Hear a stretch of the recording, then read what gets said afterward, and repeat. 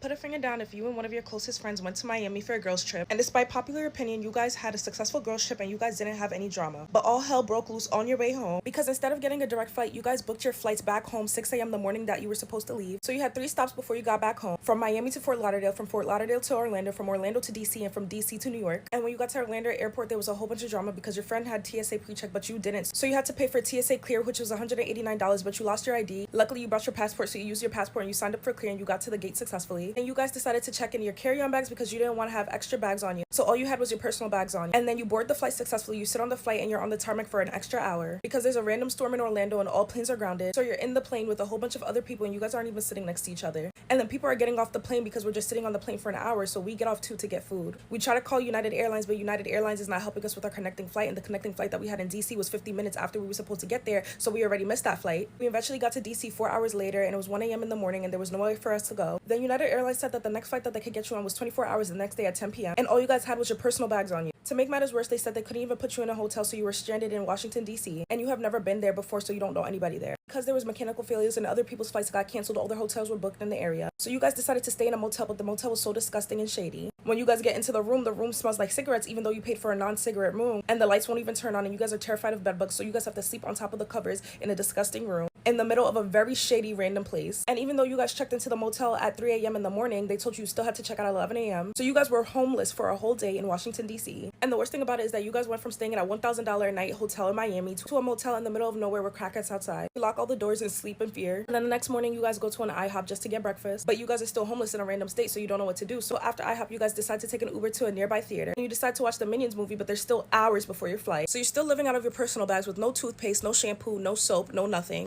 And you hop from movie theater to movie theater, just sitting in each theater, falling asleep until it's finally time to go to your flight, and then you get to the airport. You go from your airport to the gate and you still have to wait an extra 4 hours for your flight. Then you finally get on the plane and you get scared because the flight isn't taking off the tarmac. You end up leaving later than your original leave time and you land back in LaGuardia, New York. But because you guys missed your original flight and both checked 2 bags each, your bags were nowhere to be found at the airport. So then you had to go to United Airlines to find your bags, and luckily they had your bags. And you had to give them tickets approved to get your bags that you had not had for 2 days. And you finally made it back home to New York and were finally able to shower, brush your teeth, comb your hair, and sleep in an area without crackheads.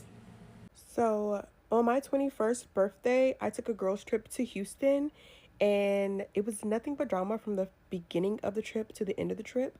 On my last story time for the Miami trip, y'all said I was being a bad friend. So let me see if I was being a bad friend on this trip too. So for the Houston trip, me and my girls, I had 2 other friends. I decided we're going to take a trip for my birthday to Houston, and they were going to come with me. It was going to be a girls trip. So when I was planning this trip, one of my friends, she did not have a stable job at the moment because we were just college girls, and I didn't have one either, honestly. And I knew it was going to be financially difficult for her to swing this. I'm a kind of person where if I want to go on a trip and I really want you to come with me, I will pay for you. It's no kind of issue. And the only reason I'm bringing this up because it's important to this story. We were getting ready to pay for the Airbnb. We purchased the Airbnb first. She was saying she needed time. She didn't know if she was going to be able to pay for it. So I was like, don't worry about it. I'll pay for your portion of the Airbnb. I've done this a lot. I just feel like, I don't know. I don't feel like if it's my birthday, I probably should be paying for the Airbnb anyways. If I'm inviting you on a trip for my birthday to celebrate me, I probably should pay for it anyways. So I have no issues paying for somebody's portion. I don't really care. And then we went to go book flights, and she said she didn't know she was going to have the money right now. It might take her a while. She didn't know she was going to have it. And I was like, I wanted to book the flights together. So me and my other friend got together and we split her flight between the 2 of us, and we bought her a flight. At this point, she has not paid for anything. All she had to do at this point was bring money to spend, and then just, you know, if she wanted to buy us clothes for the trip or whatever, she would have to do that. So we're all set to go in this flight. We get the day before, I wanted everybody to come over to my house and do a little sleepover so that nobody would be late for the flight. We were going to drive to Atlanta, which is like a 2.5 hour drive, and leave from Atlanta. So I wanted everybody to come over before so that we didn't have any issues. So when it gets time to go to drive, we all pack into my car. Everybody's there. We pack everything together. We were going to take my car to get to Atlanta. So we leave the house. As we're getting down the road, the girl, friend A, the one who, I'm going to call her friend A, the one that we split her cost for the trip, she says, oh, I forgot my wallet at the house. I'm thinking, you forgot your wallet at the house. We're about to get on an airplane. I'm glad she remembered it then, because had she remembered it when we were already 2 hours down the road, there was nothing we were going to be able to do at that point. So we had to drive back to the house to get her wallet. When we get to the house, They go in to get her wallet to find her wallet, and apparently she had left a heater on in my house, a space heater, and burned the side of my couch. I'm already pissed off because had we not turned around, I would have came home to no house. I told somebody we should probably have somebody else on the trip so it'd be funner. So friend A, the one who needed, she invited one of her friends. Her friend hit me up and was like, how much do you want me to pay? She was super nice the whole time. I didn't give her the actual price of what her part of the trip would be. I just told her, give me this and it would be fine, because it's like, I've already paid for it, so no busy. I think I just told her to pay me like $200 something. And she sent that to me and we went on the trip. The first day on the trip, we get there to the Airbnb. I take the master bedroom. There's one other room and there's 2 twin beds in that room. And then there's a pull-out couch. So friend A and the friend that she invited, they go into the second room and they're like, oh, this is our room. This is where we're staying. I'm going to take one bed. You're going to take the other. Now, friend B, the one who helped me pay for the trip, she's like, well, where am I going to stay? And they're like, oh, well, you can stay on the pull-out couch. And she doesn't say it, but you can tell she's like, oh, I don't want to. She said something like, oh, I don't want to sleep on the pull-out couch. She said something about it, and you could tell she was irritated. I didn't get irritated because I feel like if someone made it possible for you to come on this trip and you technically didn't pay for anything, you should be flexible in your sleeping arrangements. Like, you should not be running to go find a bed. You should be the last one paying for a bed, because at this point, everybody has paid something on the Airbnb except for friend A. Yet she's talking about, oh, I'm not sleeping on a couch, I'm sleeping in a bed. It seemed to me a little bit ungrateful, because like, to put friend B on a pull-out couch when she paid for half your flight, it's a little rude, I think. We then, even though we were only going to be there for like 3 days, 2 days or something like that, we go to Walmart to buy food. I don't know why we did that, but we went to Walmart to buy food and we split the food costs. Mind you, friend A is the one that picked out all the groceries. She wanted to get she got some like frozen lasagna, some juices and everything. She picked out all the groceries, but we split it evenly. I literally go in the next day to get juice. She has drunk all the juice. There's no juice yet. I'm pissed off about that, because it's like, we all split the groceries, yet you take it upon yourself to eat all and drink all the damn groceries. That also pissed me off. Now, here's another issue. We were Ubering everywhere. We did not rent a car. We were splitting the cost of the Uber to all the locations that we went to. Friend A was in charge of ordering the Ubers because she already had the Uber app on her phone, and then we would send her the money for it. We were in a car heading somewhere, and she pulls up her phone and she's like looking at her notes app, and she's like, oh, you, friend B, you owe me $7 for this Uber from yesterday. Oh, Niani, you owe me $3 from your portion of the Uber from yesterday. And I'm thinking, you have a notes app talking about $7, $3. I don't think that separately any one of us spent more than $40 on Ubers. So for her to keep a notes app and ask me for $3 after I paid for your portion of the Airbnb and half of your flight, to me was crazy and ungrateful. So that pissed me off. And it's not that we didn't, a lot of the Ubers we sent her the money for, but for the $7, $2, $5, you're talking about $5 when, you know what I'm saying? It just gave me a bad vibe. I was like, and to be on your notes app talking about you owe me $7 to the cents is crazy. She did not pay anything on the gas that it took to get there. And I'm just like, it really irritated my soul badly. So we got into it over that as well. I ended up doing a DoorDash order for liquor because we had ran out of liquor, and they bought the liquor. And the next day I was telling everybody what their portion, because we split it, of the liquor was, and everybody sent me their money except her, although she had liquor. She drank a good portion of the liquor. So I ended up not really talking to her for a week or so after the trip, because I felt like she was sort of ungrateful. Not to mention that every time we would go out to eat, she would never tip. Everybody would tip except her. So if I want y'all to tell me, am I a mean girl? Am I a bad friend? Because maybe I am and I just haven't noticed it. Or do I be valid in what I be thinking? I don't know. So, you know how everybody get up on here telling their stories and stuff. I think it's time that I tell my story about a girls trip that I went on with a group of my friends to Miami. Hold the comments. I already know about Miami and the girls trip. I already know. Me and my friends went up on a girls trip, and one of our friends, well, she's no longer our friend, but one of our friends was in charge of the Airbnb, and she never booked an Airbnb. The money that we sent her was the money that she brought to Miami to spend. So when we flew to Miami and we landed at the Miami International Airport, we did not have nowhere to stay. Nothing was booked. Stay tuned for the whole story. Okay, y'all. So I'm back with the story time because y'all is on my ass in the comments. So don't mind the cooking. I'm making dinner right now. So this is part one of how my ex homegirl scammed me and my homegirls up on a Miami girls trip. So we're gonna hop straight into it. So first things first, y'all already know how the girl trips go. Everybody inside the group chat, we planning everything.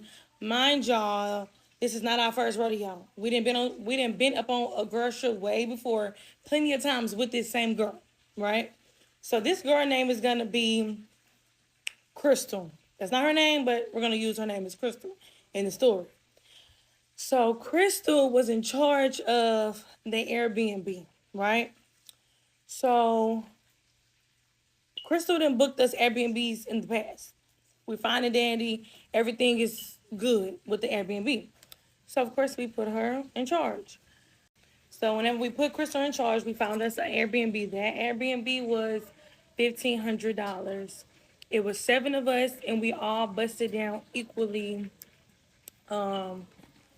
whenever we booked it, right? So that Airbnb got booked. So we did have a booked Airbnb.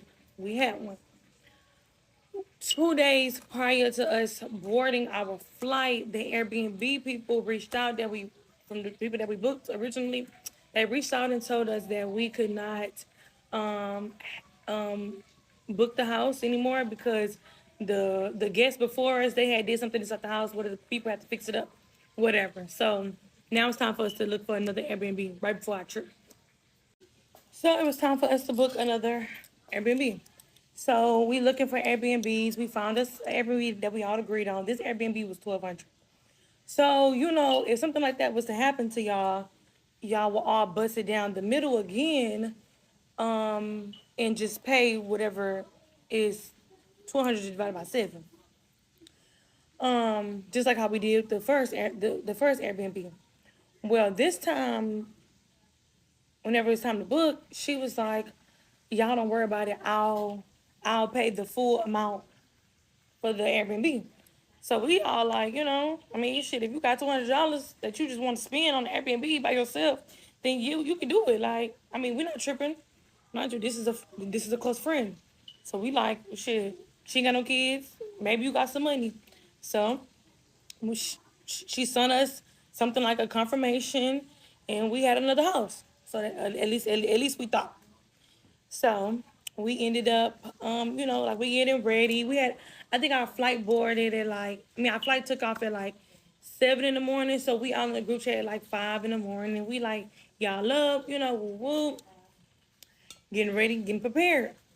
So once we get to the airport, I can kind of tell that she's being weird. Like she's not like happy. She's not like excited. And at the airport, she's trembling. Like she's like shaking a little bit. Like whenever you cold, you kind of shake. She kind of shaking. So I'm not thinking nothing of it though. It's like I'm peeping it, but I'm not thinking nothing of it. So once we get on the airplane, I had a window seat, and then my other two friends sat next to me, and then she was inside the aisle seat. She just kind of kept looking at me. Mind you, this was my friend the longest. She was a client and she became a friend. So I introduced her to all my friends. She had been around me and my friends for some years. So she just was steady looking at me on the plane. Again, I'm not thinking nothing of it, I'm just like, oh, maybe we're happy. So then right before we got off the flight, she ended up buying everybody some shots on the flight. Like we making TikToks and stuff on the flight. So it's time to get off. We landed inside Miami. We lit. We ready to get it started. So, mind you, she the one who making all the TikToks. So we make another TikTok once we land. So we get to the airport. We go down to baggage claim. While we're at baggage claim, she starts crying. Mind you, she was the oldest out of everybody. Crystal was 28. At the time, we was like 26, 25, So we like, what you crying for? She like, I don't understand why these Airbnbs keep canceling. So we like, oh, fuck. Like, damn. So stay tuned for part 2. Okay, y'all, I'm back. Damn, part 2. Y'all in the comments on my ass. Sisters, I'm coming. Like, damn, I had to take these kids to school. It was a lot of shit I had to do. Y'all gonna get what y'all want. I promise. I promise. Just hold on. All right, so y'all ready for part 2? Because it gets a little juicy. And first and foremost, some girl in the comments talking about I'm making this shit up. Baby, this is real deal. I got receipts in this phone. You understand me? To get up on TikTok and make a whole lot up is kind of crazy work. I don't even move like that. This shit happened in real life, real time, like for real. Okay, so whenever I stopped recording the video, I had went and I did my research. So I did lie a little bit. So the first Airbnb house that we booked, that we all put in our money, was $1,800. I told y'all it was 15. It was actually 18. And the house that Crystal wanted to pay for was $1,500. So that's where I lied at. That's the only thing I lied about. I forgot. Mind y'all, this shit happened in 2022. So I had to refresh my memories. I had to call some homegirls and be like, woo, woo. And they told me. I'm like, okay, y'all right. So the part that I left off on was basically, we wasn't feeling her vibe because once we got off of the plane, it just wasn't given. So we ended up we ended up walking to baggage claim, and after we walked to baggage claim, that's when she looked at her phone and she was like, damn, like they just canceled the Airbnb. We like, damn, not another one. So one of my friends left to go charge her phone because her phone was gonna die and she thought it to grab her bag. So she ended up calling Airbnb customer service. When she called Airbnb customer service, I hear her on the phone saying a refund, 15 days. Like, she said shit like that. So I just wasn't feeling it. And that's when the tears started kind of coming down her eyes when she was on the phone with them. I wasn't feeling that shit. So I ended up texting my homegirl. And my drug got receipts for all this. I'm going to show y'all. I texted my homegirl and I'm just like, I'm not feeling this. Like, I feel like she doing this shit on purpose. Like, I feel like all this shit is playing out at this point, because what are you crying for if the Airbnb got canceled? All we gotta do is find out the Airbnb or figure out what happened, just like we did the first one. You know what I'm saying? And on top of that, y'all in the comments, y'all was saying how why they didn't give us a refund. They canceled the Airbnb before we left. So at the time, they didn't have all that credit. This was in 2022. I don't think they had all that. We had no choice but to wait upon our refund to come back to her card because we sent her the money. So that's what I'm saying. Y'all didn't even let me finish the story before y'all get in the comments trying to get up on my ass and I like, be cool. So she on the phone with Airbnb. I text my friend. At that point, like an hour and 30 minutes passed by. We all getting a little impatient because what you on the phone for, you know what I'm saying? Like, you need to start talking to us. So she ended up coming to what we said, tell us about what was going on. And she basically was just like, that Wells Fargo took the money out, but Airbnb ain't get it. Some bullshit like that. So we like, okay, well, if that happened, just show us your Wells Fargo banking app so we can see the bank statement to where it say $1,500 is gone. She was making an excuse of how she couldn't log into the Wells Fargo app or some. It was pure bullshit. I don't even remember exactly what she was saying. I just know it was something with Wells Fargo and Airbnb. So we like call Airbnb again. So she called them and she asked some questions, but she asking the right questions, baby. We need to speed this up.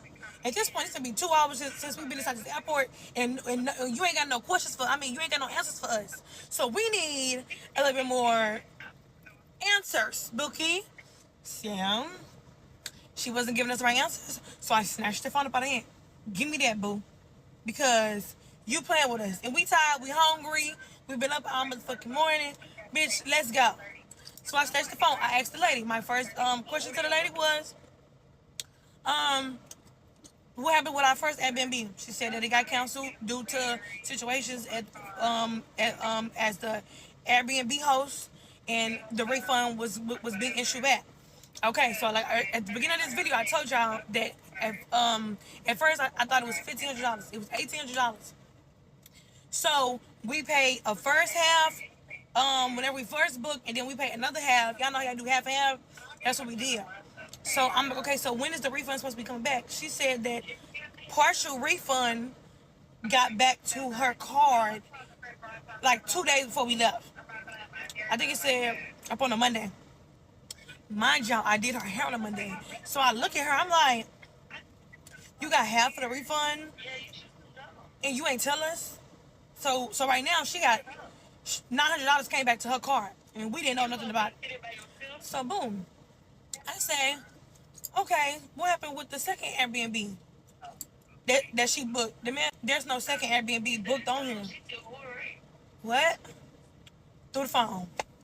Oh, bitch, at this point, we all getting on her ass. Like, we're all getting on her ass. Literally, like, we all screaming at this bitch. Because, bitch, you the oldest. And, bitch, this not our first rodeo with you. You done came up on a girl trip to Miami with us before. So, why, what the fuck you got going on? So, we in the airport, like, we going off. We like, bitch, you got half of our refund. You ain't tell us. Woo, woo. She pulls out $900 in cash. That's all she had. She had the $900 that they gave her back as the motherfucking money for her to spend in Miami.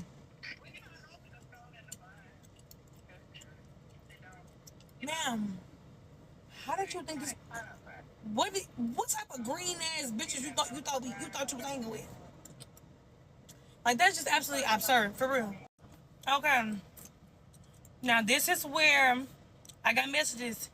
It is not gonna say the year because I went back and I looked at my screenshots. So I text my friend, bitch. I said, Crystal, talk about the Airbnb council. She like, what the fuck? I'm like, right. She said, bitch, did she show you the reservation? I said, she said, well, y'all reading it. Y'all read it. But this is where I'm telling y'all, we got receipts from this.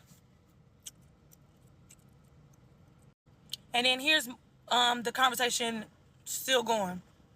Mind y'all, we landed. I told y'all we landed at like 9 a.m. It's fucking 11:19 in the morning. Like, what? We still don't know what's going on. So I told y'all she was shaking. She was shaking. She was crying. Bitch, it gave you guilty. Like, and you knew you was guilty. Like, the fuck? Okay, so I just gave y'all part 2. This is part 3. We finna finish it off. This is from the Airbnb host. This is one screenshot. This is another screenshot. The Airbnb host telling us that she been took her payment away before we left. Here goes the last screenshot. So yeah, it was definitely on her.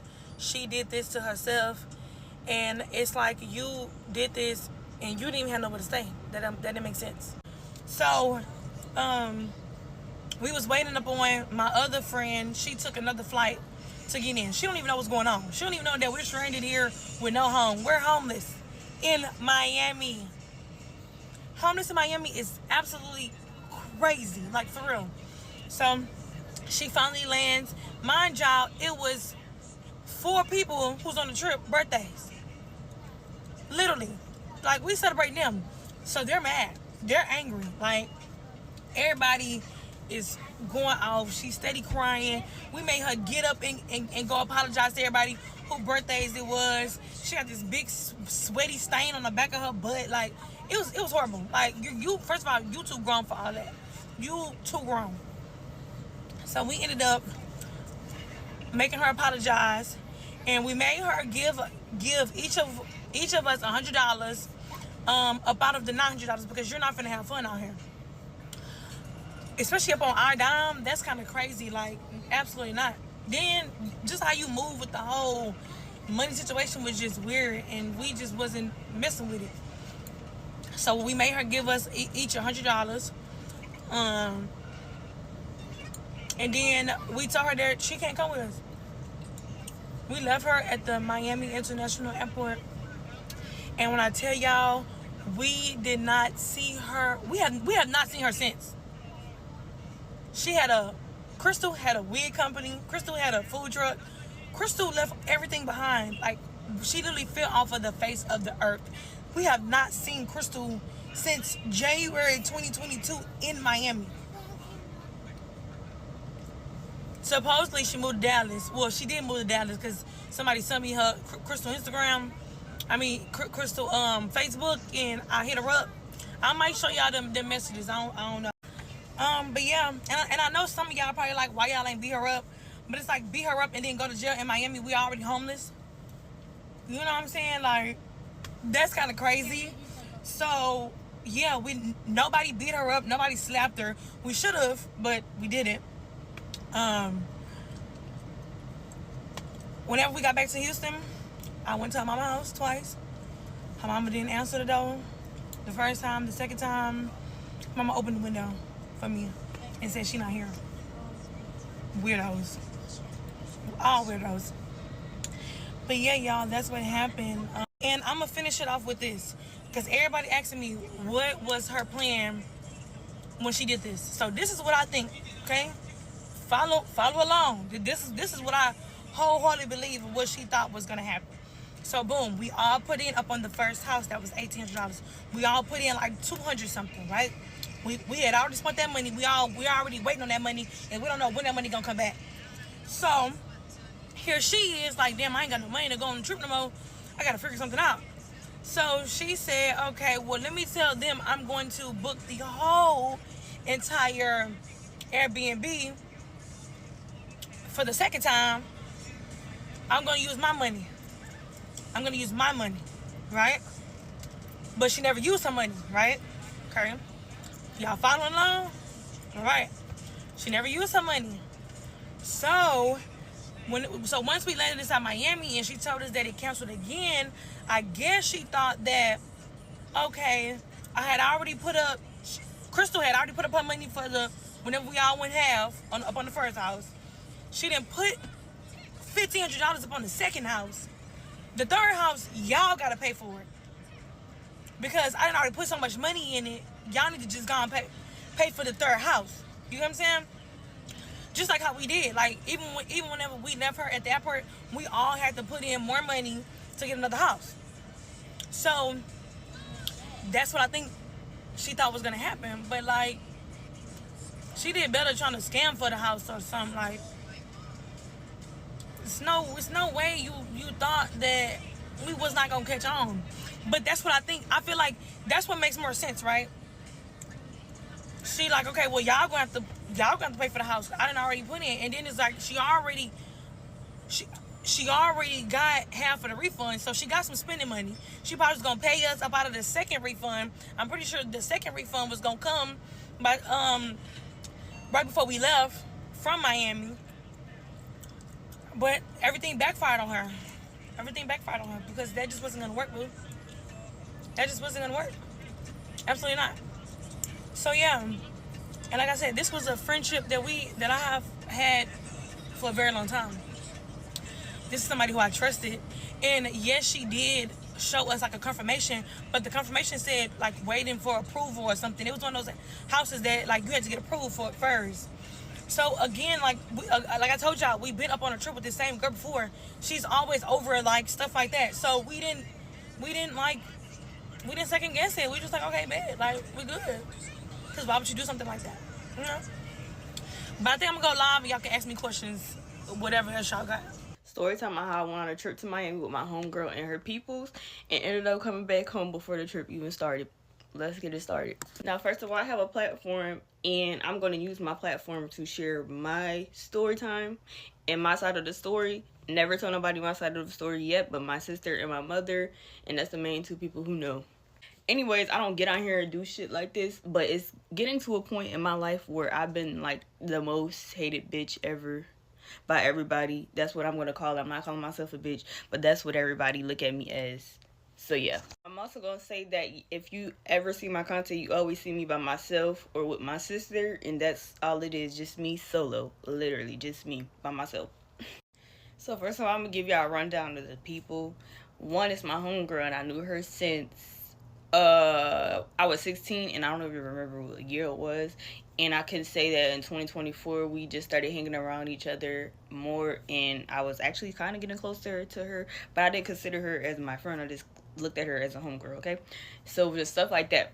Then the other people that's on the trip is her cousin and her sister, and then one of the girls we work with at our first job. Well, at my first job, because my first job was McDonald's. Okay, cool. So it was 5 of us all together on the trip going to Miami.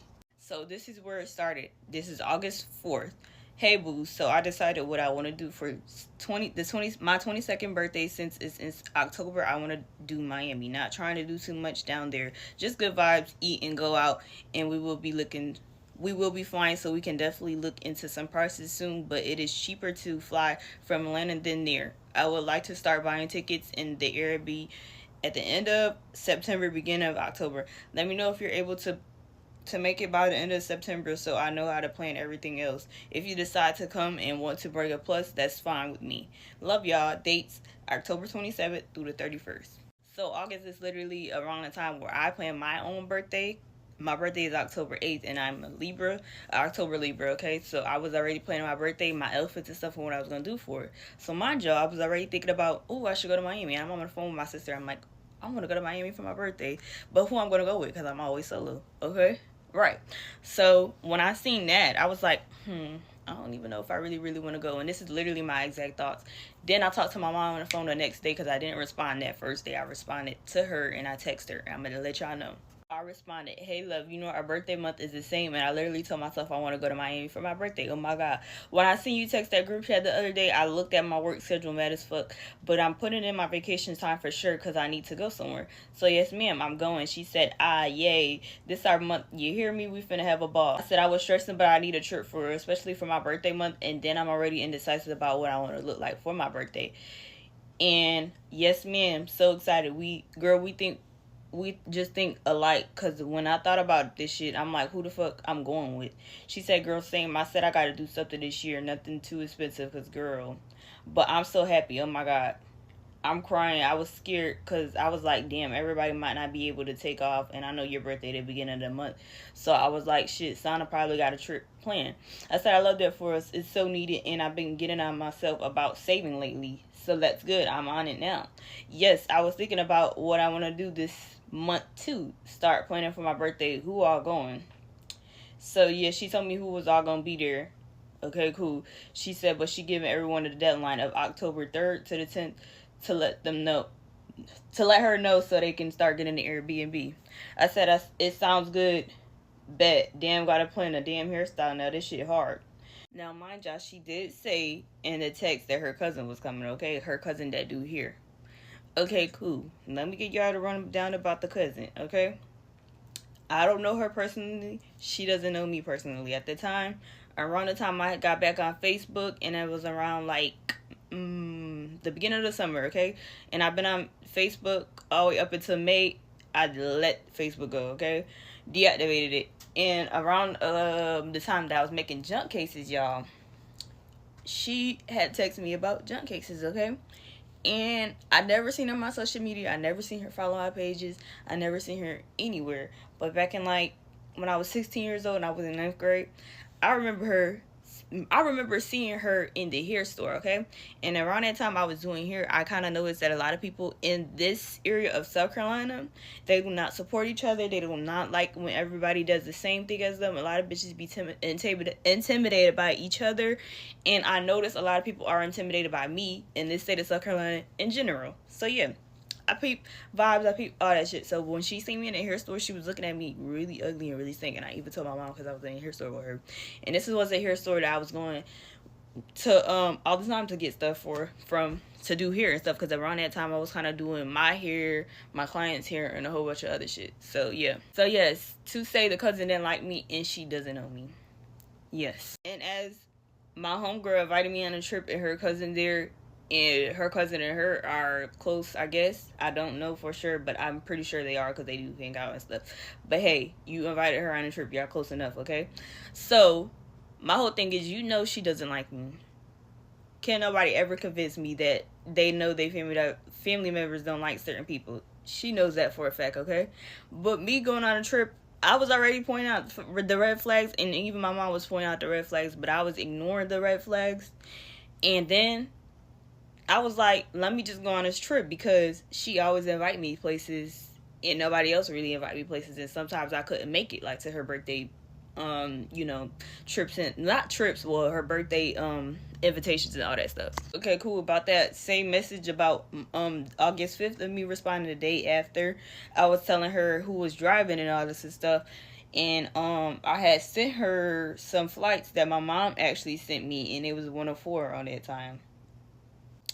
Fast forward to September 24th. Hey boo, it's becoming the end of September. My birthday is 4 weeks away. Please acknowledge this message if you're still able to come, so I can make a separate group chat to send the Airbnb and talk about pay date.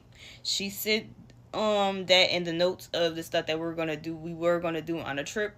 And I'm actually gonna read that stuff. I don't know if I should. Y'all know there was actually like 7 people. I really think it was actually more, at least 10, but it was 7. I just counted that was supposed to go on a trip, and it ended up being 5 for September. This was everybody talking in the group chat, the first group chat, and that group chat ended all the way up into October. Let me see. This is the actual group chat, okay? Okay, so this is the September group chat that I read the message about what was all gonna go down in the trip plan and things. So the trip was supposed to be October 27th through the 31st. Today is Friday, October 31st, and you see I'm home, right? Okay. So everybody in the group chat just posting their pics and seeing who is who, because we don't know who numbers is who.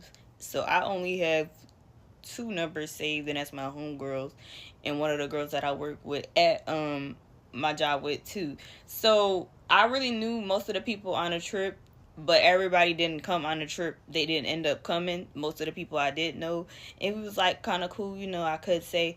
But one of the girls that actually went on a trip with us, I work with her, but I don't really talk to her. I did do her hair a couple of times too, but still, it was never like no actual thing where we hung out, because I never hung out with her a day in my life. And I'm the hairstylist, and her sister was in a group chat saying she needed her hair done before we leave if I'm available. And I was saying that I could try to fit her in. It's 2 hairstylists in the group chat. It's her cousin and there's me.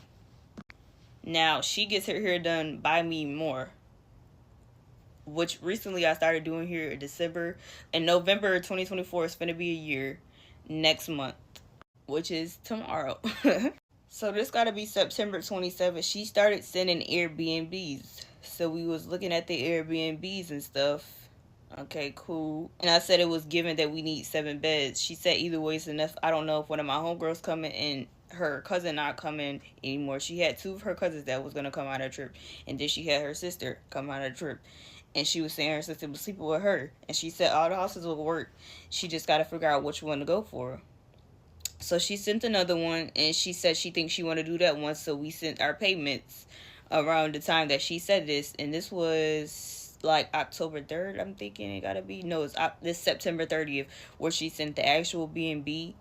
But it still wasn't the B&B on here at all. So I sent my payments to her through Apple Pay.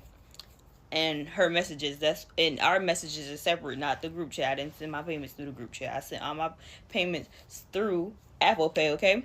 And every time I sent my payments, I sent extra money to be mindful of her having to transfer it over to her bank. And I was telling her in my text that make sure you let everybody know to send an extra $1 for the transfer. It is cheaper on Apple Pay, so tell them to try to send it on Apple Pay because it's cheaper than Cash App, all right? Yeah, that's just what type of person I am. So she ended up sending another B&B, I guess, and it was like lower. So she was saying that she was gonna refund me the 10th because 2 people wasn't coming anymore. They said that they wasn't saying too much, so if they don't pay, it will be the same price that I sent her. And I said, oh my God, no, don't send any back. Just put it towards whatever I have to pay later, okay? And I said, and did you buy any of your birthday trip stuff? I want to try to order all before the end of next week. Tonight, it's a must. And this is October 4th. And y'all, around this time, I'm literally planning for my birthday and the trip. But I'm not worried about the trip. I'm worried about my birthday right now because my birthday is first, okay? So she did also ask me, was I doing anything for my birthday? And around my birthday, I was already planning on doing my birthday solo because I wanted to do it solo because this is my first year alone.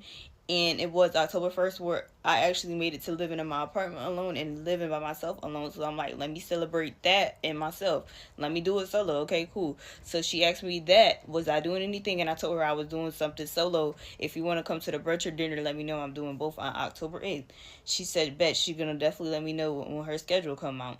So I asked her Sunday, October 5th, I said, hey, boo, so I know we eating and going out, so how many times do you think we're going to change outfits each day? I'm so extra and my car overly full knowing I don't need 3 fits for one day. She said the 28th and the 29th is a 2 outfit change. At her birthday, we're going to do brunch and wear that to the ice cream museum, then change for dinner. And the 29th, I want to try to do a yacht day. But if not, brunch outfit and go out, so we might change again. And then I said, okay, glad I asked. And now fast forward to us buying flight tickets. She said everybody send their first and last names. And this was, let me just tell y'all, October 24th, we all set our flight names, and she told us it was $125 each at the airport. If you have a carry-on or big bag, it would be a fee. My job, she told us that we were going to buy the tickets. She said we was going to buy the tickets Friday, and this was October 18th. She told us that. And I had texted her that day I was at work, October, the 24th. That's when we were supposed to buy the tickets. And it was like late. It was really, really late, y'all. And I was like, reminding her, making sure we was going to actually buy the tickets on time and stuff. So it was a whole process where she was saying that the prices was changing and they went up again, but I'm gonna look at other sources right quick. And then I was getting so frustrated because it was like, bro, if you knew you were going on a trip and you had this plan since August and we're in October and you just last minute with shit, and it's like, it's kind of like, it's not thoughtful of other people because it's like you are waiting the last minute to do shit and it's costing other people more money and you don't even know if people have more money. And when I saved up enough and extra too. So yeah. Okay, so this is too fucking long, so we're gonna go to a part 2. Okay, and part 2 is gonna be the fully detail of the trip, about what actually went down on the trip and why I came back home. So yeah, watch for part 2. Part 2 on how I went on a trip to Miami with my homegirl and her peoples and ended up coming back home before the trip even started. Let's get to it. Okay, so I ended off about the money situation, about us having to pay higher prices for our flight, okay? And we was flying through Frontier, okay? So I'm not even gonna use my iPad anymore. I'm gonna go off of what my head could think about. Okay, so Saturday I went to a baby shower. After the baby shower, Saturday 25th, I went to a baby shower. After the baby shower, I came home to do her nails, and that was literally at 7 o'clock, around that time. So I got done doing her nails, and that was at 12:36 Sunday, October the 26th. All right. So after that, I went with her DoorDashing so she could get extra cash for the trip. She wanted to do more DoorDashing, and yeah. So then I went back home, went to sleep, woke up, did my maintenance. I was procrastinating that whole morning, y'all, because I didn't really want to go on the trip anymore, because it was already given like just a lot of red flags, and I did ignore the red flags. Yeah. Finished my nails at 3:14, and let me show y'all what my nails and stuff look like. That was my nails, and this is what my hair and stuff looked like for the trip. And actually, that Saturday, she did text me in a group chat around 11:13 a.m. talking about she booked the flight and stuff, and she needed an extra $15, so I guess the flight was really $142 altogether. And I was irritated because it was just like, bro, it's too much was going on. And I was doing my clients here too around that time too. So she was saying that we was gonna have to pay for the luggage and carry on and all that stuff, and we actually did end up paying. So she was saying if we don't want to play war, we can do the flight for a later time. And we did a later time. It was like let me tell y'all, it was actually 7:47 p.m. and we was gonna actually be landing in Miami at 9 something. I don't know. It was 9 p.m. though. So I actually did go DoorDash with her twice before we actually went on the trip, because the night before, which was Sunday night the 26th, and we had went to Five Below. I don't remember what time it was, but she went DoorDashing after we went to Five Below, and I was just sitting in the car quiet as fuck because I'm thinking I'm going with her. I'm going home after we go to Five Below, because I asked her, it was pouring down rain. I asked her that I need to come meet her because Five Below was closing at 8 o'clock. Okay, cool. So we went to Five Below, we did Five Below, and she went to her DoorDash, her next DoorDash, and after that she asked me did I need to go home. I'm like, yeah, because I had to finish my nails, right? Your maintenance is finished, all your stuff is finished, so now let me finish mine. And I didn't really have to really go to Five Below, but I actually did get some from Five Below, but I didn't have to really go with her. But she wanted to go together, which was cool. It was fine, okay? But like I said, if I wasn't given that she really wanted to go on a trip, it was just really like, oh. So she was driving her car, okay? She said she got to park her car at the deck, and it's like $10 each. But we'll get to that another day. You have to pay for bags, so be prepared. Don't overly pack. Don't put any lotion or perfume in your carry-on, or you will throw it away. But you can have it in your check bag. She said everybody get dropped off at my house at 2. Let me know if you need me to pick you up. You can't leave your car at my house. And I sent that text because when we was DoorDashing, she was DoorDashing, I sent that text, okay? And then she was saying the next morning, which was Monday, 12:29 p.m., the airport parking is 15 plus 15 for gas. We can't do it we can do it when we all get together. She said that that didn't apply to me because at that time when I was in the car with her, I sent her $30 for gas, okay? But the vibe that I was getting off in the car was very much not so it, y'all. I was literally like, is you happy to go on a trip? Or do you want to even go on a trip? Because the vibe, it wasn't giving like, yeah, she was like excited. It was really giving like, it was off. It was just so fucking off. I'm not even gonna hold y'all. But I ignored it because I get quiet and I just leave people alone when I feel like they're not in the mood. And that's just how I am. Because I know how I am as a person. When I'm not in the mood and I don't want to be bothered and I'm just not in the mood. That's just how it is with me. So this is Monday, 1:36 p.m. and we supposed to be at her house at 2. She said everybody tried to be on the way. Everybody was on the way and I was on my way. And here's me on the way in the Uber. Let me see. Me and okay, cool. So we was traveling from Greenville, South Carolina to Charlotte's airport. And we was flying through Frontier. And I was thinking it was Spirit, but I wasn't really paying attention. I do have the download of our flight and all that stuff. So we got to the airport and stuff, and it was still like pouring rain. It was literally pouring rain the whole time. We was on the way to the airport, and we ended up getting to the airport, making it around like 4 o'clock. Okay, like I was saying, I don't even think I said in this part where we was in the car after the Uber. I got in the car, I was sitting in the middle, which I already knew I was gonna be in the middle. Everybody was bigger than me, and I was the littlest anyways. So of course I was sitting in the middle. I'm 5 feet and 100 pounds, and everybody else sat where they wanted to sit. I sat in the middle, which was cool, it was fine. So I said everybody in the car vibe was off too. Everybody was just, you know, it just seemed like everybody was on a fucking period the whole fucking trip anyways. And I'm not going on a trip with people if y'all all gonna act like y'all period is on, okay? I don't even want to be around that shit. My job, I'm the only one on a trip with the good energy. I kid you the fuck not. Literally the one with the most energy, okay? So this is Monday, 3/19, the day that we left, and my mom was asking me, are y'all parking at the airport? I said, yeah. I should have drove my car by myself. She said, tell her it's cheaper to park at the hotel. I said, can't drive. She said, LOL, pray. I said, flying in the rain, almost hit somebody. She said, shaking my head, tell her to slow down. Hell, fuck that. I said, you know I'm in the middle, LOL. And she said this where she left her car, she was sending some stuff. I said, she already got something. I'm not giving no suggestions. LOL, it's $15 each person. She said, oh wow, that's a lot for for some parking. But okay, I just thought about it. I said, yep, but it's her trip. Let it flow. Okay, that's how I was the whole time, just letting it flow. She said, confirmed. I said, everybody energy stinks. She said, your intuition never lies. And my intuition never fucking lies, mind you. I'm a person that picks up other people's energy, and I'm not gonna be around no energy like that because that's not the energy I give out, okay? And then I said, yes, it's only one acting good, and that was the girl that we worked with. She was cool, okay? I said she brought her sister and a cousin, and it always be the family with the vibes. Because I kid you the fuck not, the family always has the fucking stink ass vibes. Like when people are around their friends, boyfriends, anything like that. Y'all know how that shit go. Like, family be the main ones. Always got some weird ass negative energy and shit to say. She said, shaking my head, that's how my first trip was to the Bahamas. And that literally was her first trip to the Bahamas, and that was my first trip to Miami. And that's the same thing, how it happened to her. I said, I know we here now. She said, you had to pay for your bags. I said, not in yet. And I said, I just sent 108 covers for there and back for my carry-on and stuff. And I said, yeah, that was the price for each. Y'all, Monday, 8 o'clock p.m., they rescheduled the flight for tomorrow, 2 to 3 p.m. And I told my mom, shaking my head. They literally delayed our flight to Miami. And y'all, I didn't give a fuck. I didn't feel no way. I can tell y'all that. I literally didn't feel no way. Too much was already going on. Energy was already weird. Everything was just already off. And it was just like, okay, cool. Now, I'm a person who get overstimulated, and I can't hide it. So when we was at the airport, she was doing the payments for our bags, right? And I wanted to do it on my credit card because I'm like, I'm trying to keep my trip money because I don't know if I have to come out of pocket. And I brought a certain amount of money with me, which was really a good amount of money to like for there and back. And if anything went left, then I needed extra money. So that's why I was on the safe side. I was good. So I'm like, I'm gonna use my card, and I'm just like, after that, I'm just like, okay. So I just sent the money and all that stuff. We had to send for the thing. And my mom said, I know you lying after I told her that they was rescheduling the flight, right? She said, girl, that's God. It was nobody but God. Saved the hell out of me. Definitely did. And I said, I swear they took it off the board too. She said, well, wow, God knows your heart and how you feel the vibes. Don't take it too lightly. I said, I know I don't feel no way. I just told them how much it was to Uber home. Because y'all, I'm literally looking into things at home that I could be doing other than wasting my time on a trip that's already all over the place. And we just made it to the damn airport. And she said how much it is.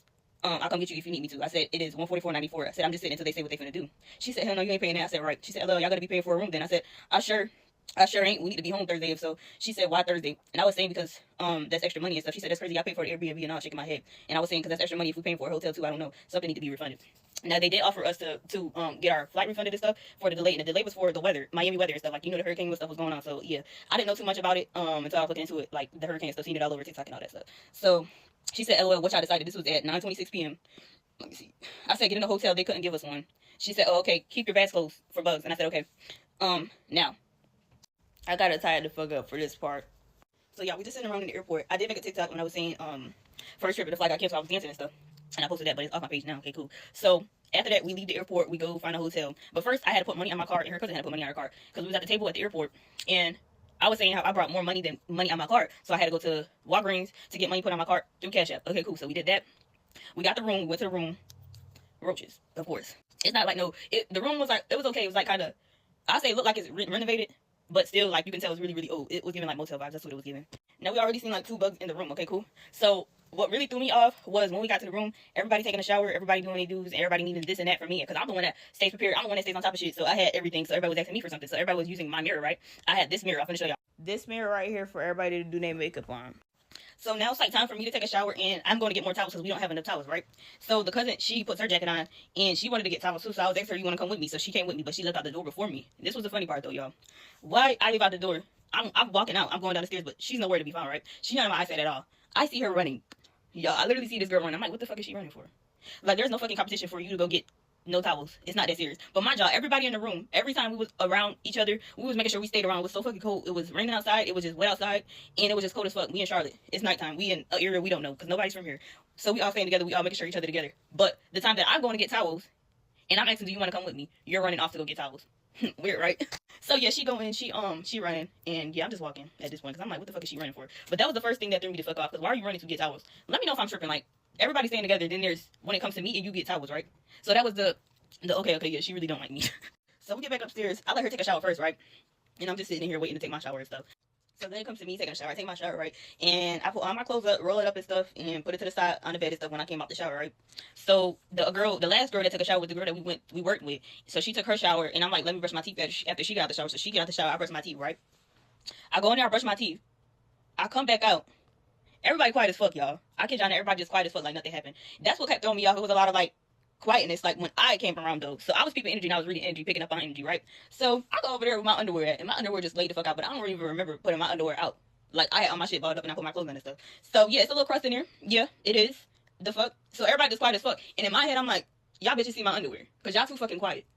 Ain't nobody make a peep, ain't nobody do nothing. So I'm just doing my makeup and stuff. Everybody just doing their makeup. Everybody still doing their makeup. Everybody quiet, so ain't nobody saying nothing. Literally, y'all, like nobody was saying nothing like they was saying before. Like everybody's talking, but ain't nobody saying nothing no more. So I'm literally just in my head laughing like hard as fuck. Like, so these bitches just had to see my underwear, which I didn't give a fuck. I literally didn't give a fuck. Cause what the fuck? We are females, right? We grown as fuck. You think you finna see some underwear and they ain't finna have no crust in it for no discharge? That's the topic that really irritates me the most because motherfuckers be really thinking they so perfect. So everybody just quiet, but ain't nobody saying nothing. Even my homegirl not even saying nothing, y'all. That's the shit that really got to me and it really just threw me off. It's like, okay, yeah, they did see my underwear for a fact. And I'm in my head like, if they took a picture of it, I know somebody took a picture of it. Because what really threw me off the most was the sister walked away from my area. Everybody was touching my stuff anyways because they was using my makeup stuff. So I know she seen it. I know somebody seen it. I know she said it. But I didn't hear anything because the water was running in the bathroom. I think it had a vent on it. So that was another thing too. I really couldn't hear if anybody was talking shit or even saying anything. But my mind, every time I went away, I never thought to even record or even leave my phone behind and record them. But so after that, we went to the club. Okay, cool. We get in the club. We get in the bathroom and everybody just taking their pics and stuff. And everybody like, yeah, you look good. Your makeup look good. Yeah, all that fake shit. Nobody told me that at the room though, right? Like I said, it was quiet at the room. So I'm just peeping game. I'm just like, yeah, this shit is so funny to me. Like my face is being played in right now, and I'm not tripping. So after the club, we get back. We get our stuff out the car and stuff. And we had to get our room changed to the 3rd floor. We had that first room where they had 1 bed, and the next room they gave us was 2 beds. Y'all, we kept getting locked out the room so fucking much. The dude had to keep coming and opening the door for us. So the second room we got had 2 beds. So I had to get my charger, right? And I'm like, can I get my charger out the car? She was like, you can use mine. My homegirl was like, you can use mine. I'm like, no, I don't want to use yours. Everybody was quiet as fuck when I said that shit though. I don't know why, but yeah, it's just like I need mine because I had all my devices to charge. I had my phone, my MacBook, my AirPod Max, and my laptop and stuff. But I only charged whatever I really needed to charge at the time. So in the bed was me, the girl that worked at McDonald's with us, and her cousin. That's who was in the bed. We all laid in the bed together. So I don't even want to lay in the bed no more. I'm just irritated as fuck because it's like all that weird shit been going around. My job, when I did leave to get my charger, I was listening to the door to see if they were saying shit about me. But then I knocked on the door. I didn't hear shit or anything. But I just know everybody was quiet as fuck. And when motherfuckers get quiet, that's how you know they're talking about you. So I was just like, ain't no need for me to be here anymore. Ain't no need for me to be in here no more. Because motherfuckers is playing in my face and talking shit about me, but not saying shit about me. But you're my homegirl, right? She literally texted me, was I okay? That was my last straw. I kid y'all the fuck now. I didn't even say nothing to her. She literally texted me, was I okay? That gave it to me. That literally gave it to me. Because it's like, you asking me, am I okay? Because you know y'all in there talking shit about me. Or you know I feel some type of way. Because y'all doing weird shit, right? Cool. I think that was literally my 3rd straw, yo. But after that, I was just laying in the bed. Just kept thinking, I'm like, I don't even want to go on the trip. Because they delayed our flight to the next day, which was Wednesday. Or was it Tuesday? Yeah, it was Tuesday. Yeah, Tuesday, because Tuesday was her birthday, and it was the 28th, so they delayed it to that day. So I'm in the bed, and I'm telling my mom, I'll text her at, like, let me tell y'all. But anyways, y'all, I wasn't digging a draw situation, because as a woman, you're going to have custody of draws, and if you don't have custody of draws, take that up with yourself. I don't know what to tell you. So I didn't feel no type of way. I didn't feel embarrassed. I didn't feel any type of way. Even if they did or they didn't see it, it was too fucking quiet in the room. So somebody seen something, and somebody said something, and I didn't hear it, and nobody was being direct. So yeah, I'm not stressing that. But so I texted my mom, I said, you think you could pick me up at the hotel? Check out 8 until 11 a.m. And she texted me back, and I was asleep at the time. She said, yeah, what's wrong, son? I woke up. I don't know, it felt so fucking weird when I woke up, y'all. I don't know. I woke up at the perfect time, because it was 9:48. She said she was outside. I didn't give her no address. I didn't give her nothing. She just followed my location, and that was it. That was that. She was out there with my sister. So, they picked me up, and, she called me telling me she was outside. She kept calling me. My phone was on vibrate, and I didn't want my phone to be off of vibrate only because, well, it was on silent. And I didn't want it to be off of silent because my ring camera, all this shit kept going on and off, and everybody sleeping and stuff. So I'm just like, nah, I ain't even gonna do that. And, so yeah, she called me. I woke up, went to the bathroom, and I was telling her, I didn't tell nobody I was going home. I just left. So she was like, yeah, just tell them. But the cousin had walked out the room. She had to get something out the car. So then I was telling them that I'm leaving. I can't do it. I'm not faking no energy. I'm not a person that can fake energy. And I'm not going to act like I want to be on a trip when I don't want to be. So yeah, I went home. Literally got my shit, got out. out her car and all that stuff. She was saying I was gonna make her sad, but you in on a weird shit too. So there's no need for you to be sad. You just show me what type of person you are, and ain't no need for me to be a friend anymore or anything. Just left it at that. So that day was left at that. I wasn't irritated, just mine just kept going that whole day, frustrated as fuck. Just a lot going through my mind because it's like I literally sat there wasting my time, knew what it was gonna be, and it was what it was actually gonna be. So the trip getting delayed was literally a lifesaver for me to even go on a trip, and me not knowing what the fuck was else planned, what was gonna be planned up their sleeve for the rest of the trip. So yeah. That's what happened, and I'm okay. I'm straight. I know how to thug it out solo. I'm a person that likes to be alone and can't be alone. I don't do the friends. I don't do nothing because everybody always do weird shit to me, and I'm always the one cutting off motherfuckers because they're doing weird shit to me. But mind y'all, I did do her nails for free. Did her nails for free. Bought her just a couture bag and made her a Brett charm. This is it right here. Hold on. This is it right here that I bought her for her birthday. So that was good enough, and I left the trip early. It was no need for me to be there if y'all was sitting there to even play in my face, or cause wow, the way I really looked at the trip was like, bitches really be trying to find something to say about you so they can use it towards you in the end, especially when you're doing good, because I've been doing great. Just got my hair license. My hair page has been blowing up a lot. My hair videos have been blowing up a lot. People have been noticing me more, and it's just a whole bunch of shit, especially on my TikTok, my main TikTok. A lot of people have been noticing me from, and my hair page, people have been noticing me from. So yeah, I'm still going to keep doing good for myself. That was nothing but an eye-opener for myself to not deal with any more bitches no more. So I'm going to thug it out solo, stay by myself, because I know how to do that. But yeah, it was just so funny to me. That whole thing, that whole situation. Also, I did see that I got removed from the group chat. She didn't say nothing to me. I didn't say nothing to her after that. But when I did leave, I gave her a hug and told her to let me know if they was going to refund me for my bag and my ticket. Never got nothing yet. The trip has ended 2 days, so we're going to see what goes on after that. I'm not going to update y'all about it because there's nothing to even talk about no more. And there was nothing for me to even talk to her about anymore because that was all I needed to see. That's what type of person I am. Once you show your true colors, ain't nothing to even talk about no more. You cut, that's it. Ain't nothing to even talk about. So, yeah, hey. But to say I'm not even mad about the situation because I knew what it was going to be. And that's it. Moving on. That's it. Just moving on. But yeah. Y'all tell me if I'm wrong. I know I'm not, but listen anyway. So a few weeks ago, I started planning a trip to Jamaica, okay? And I solo travel. I go to all my trips by myself. Mexico, DR, Thailand, like everywhere. I done went by myself, right? So now it's like a thing. My homegirl, she knew, and she was like, hey, I want to go. Because when I was going to Mexico, like, previously, I was like, oh, girl, you should come. Like, I got everything booked. Like, I'll get your ticket and everything. And she was like, no, because, you know, she want to be independent like me or whatever. So she didn't go. So this trip, she was like, I need a break. Like, you know, I'm stressed out. Like, I want to come. And I was like, cool. And I was like, if I get your ticket, you really going to come? And she's like, yeah. So that's what ended up happening. So I was like playing it. Originally, it was supposed to be like Tulum. We were supposed to go back to Mexico or something. But I was like, you know what? I ain't never been to Jamaica. Let's go to Jamaica. She was like, cool. We on board. We've been talking about it for a while. Come one day, I get her on the phone. I'm like, yeah, I'm about to book your ticket. I'm about to book both our tickets or whatever. So we on the phone. I book my ticket. I book her ticket. Okay? So now after the tickets booked, I'm making like a Google Doc. I start planning in like going in depth, okay?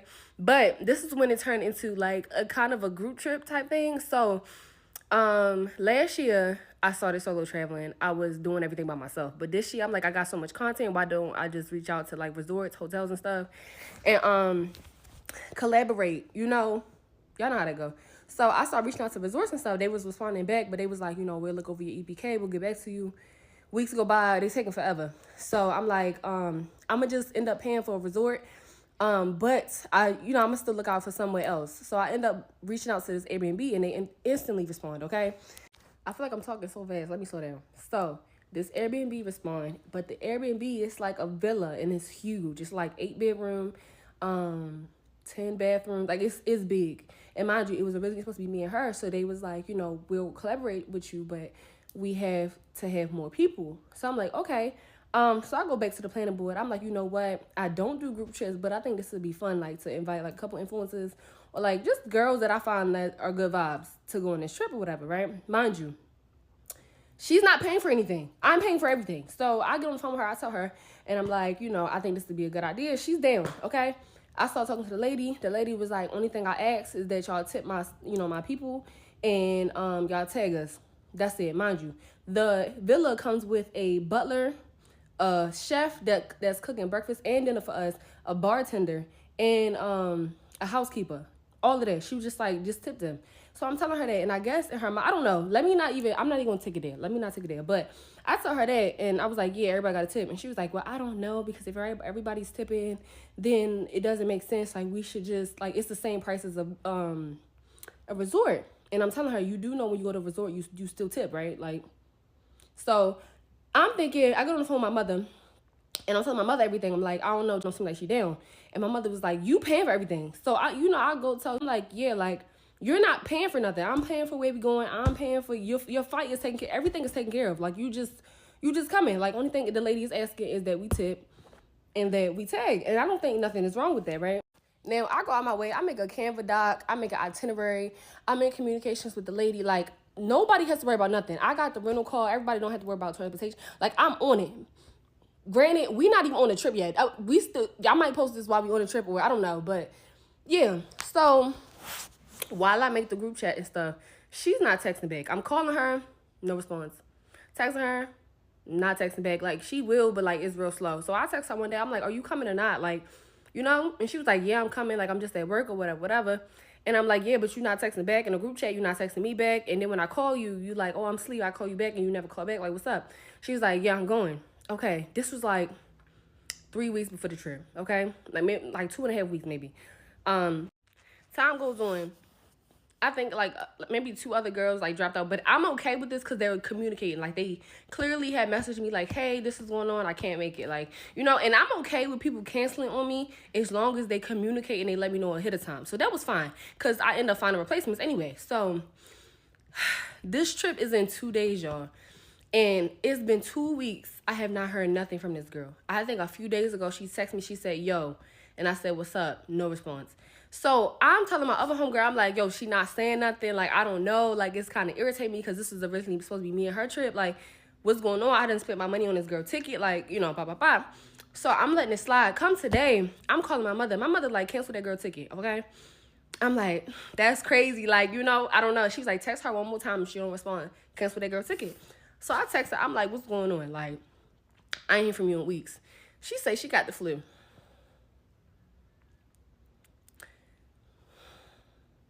Girl, when the fuck was you gonna say that? She talking about, oh, I'm gonna wait another day and see. We don't have another day, girl. We leave tomorrow night. What are you talking about? Like, it's no other day. Then she sent a follow-up message and was like, oh, I just really wanted to relax on this trip and I didn't want you to think that I was being antisocial or anything. Didn't want me to think you was being antisocial. Girl, you ain't said nothing for the last... Let me breathe. You ain't saying nothing for the last few weeks. What you mean be antisocial? And then on top of that, you want to relax, that's fine. You act like I'm going to pick you up and put you in the damn car to come do excursions with us. If you want to relax, that's okay. But you didn't say nothing for weeks. And had I not texted you just now, was I ever going to hear nothing from you? Mind you, this friend has she has a reputation of flaking, okay? And, yo, I canceled her ticket. I took out the group chat. I canceled her ticket. And y'all, like, right now, y'all don't know how bad I just want to cuss her ass out. But my mother, like, don't respond. Move with grace. So I'm moving with grace, but I'm pissed the fuck off. And I ain't gonna lie, it's feeling like I want to send an invoice. Because send me my money back. Because I tried to get my money back for the ticket, and they only trying to credit me. So I'm like, I'm kind of irritated. Like, get some, like, what are we doing? Like, send me my money back. But yeah, y'all, this trip in 2 days. And I have another video that I said about the whole Airbnb situation. Girl, it's just been stuff back to back. This trip is stressing me out, okay? But tell me what y'all would have did. Because I'm irritated. I see why people fall out when they go to Miami. So about 3 years ago, I caught myself going on a last-minute girls trip to Miami with like 4 other girls. So we already took a road trip down there. Keep in mind, y'all, like we drove my cars. So we stopped in getting gas and all of this. And I'm stopping. I noticed the first 2 stops, I'm the only person getting out the car to put some money in his goddamn tank, bitch. That was the first red flag. So when it was time to go to the 3rd stop, I'm like, are y'all putting any money in? And then keep in mind, I'm the only person freaking driving, y'all. So on top of me driving from Atlanta to Miami, which is a 9-hour road trip, I'm stopping, I'm putting gas in here, and y'all are looking crazy when it's time to stop to put gas in my car. So yeah, I turned around, I asked them, like, are y'all putting gas in here? Now, one of the girls did help me out. She only put 10 in my tank. And I'm just like, but I really wanted to go have a good time, so I didn't get to cuss nobody out just yet. So we finally make it to Miami, y'all. It's beautiful in the yams, okay? And we check inside our hotel, and I had to put down the deposit. When it was time to put down the deposit, everybody around here looking like this, crickets. So I put down the deposit, we go in the room, and we get ready. So we end up going to the beach, y'all. It was a little vibe or whatever at first. And we end up walking down the strip, and we had seen, I forgot what kind of food it is. I think they served like seafood and different things like that. And they were all like, oh, yes, let's go. So we ended up walking in the seafood restaurant. So they had like hookah, drinks, all of that, right? So we had ordered a hookah. We had a pineapple drink and a bowl, y'all. It was so damn good. And we just turned up having a good time ordering food and vibing.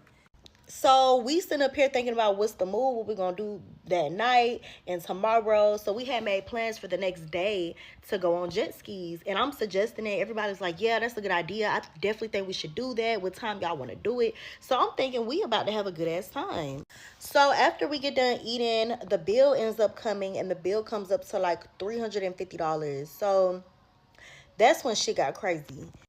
So one of the girls was like, oh, hell no, I only got $20. What you mean you only got Bitch, why would you take your ass to Miami with $20? Let's be so for real.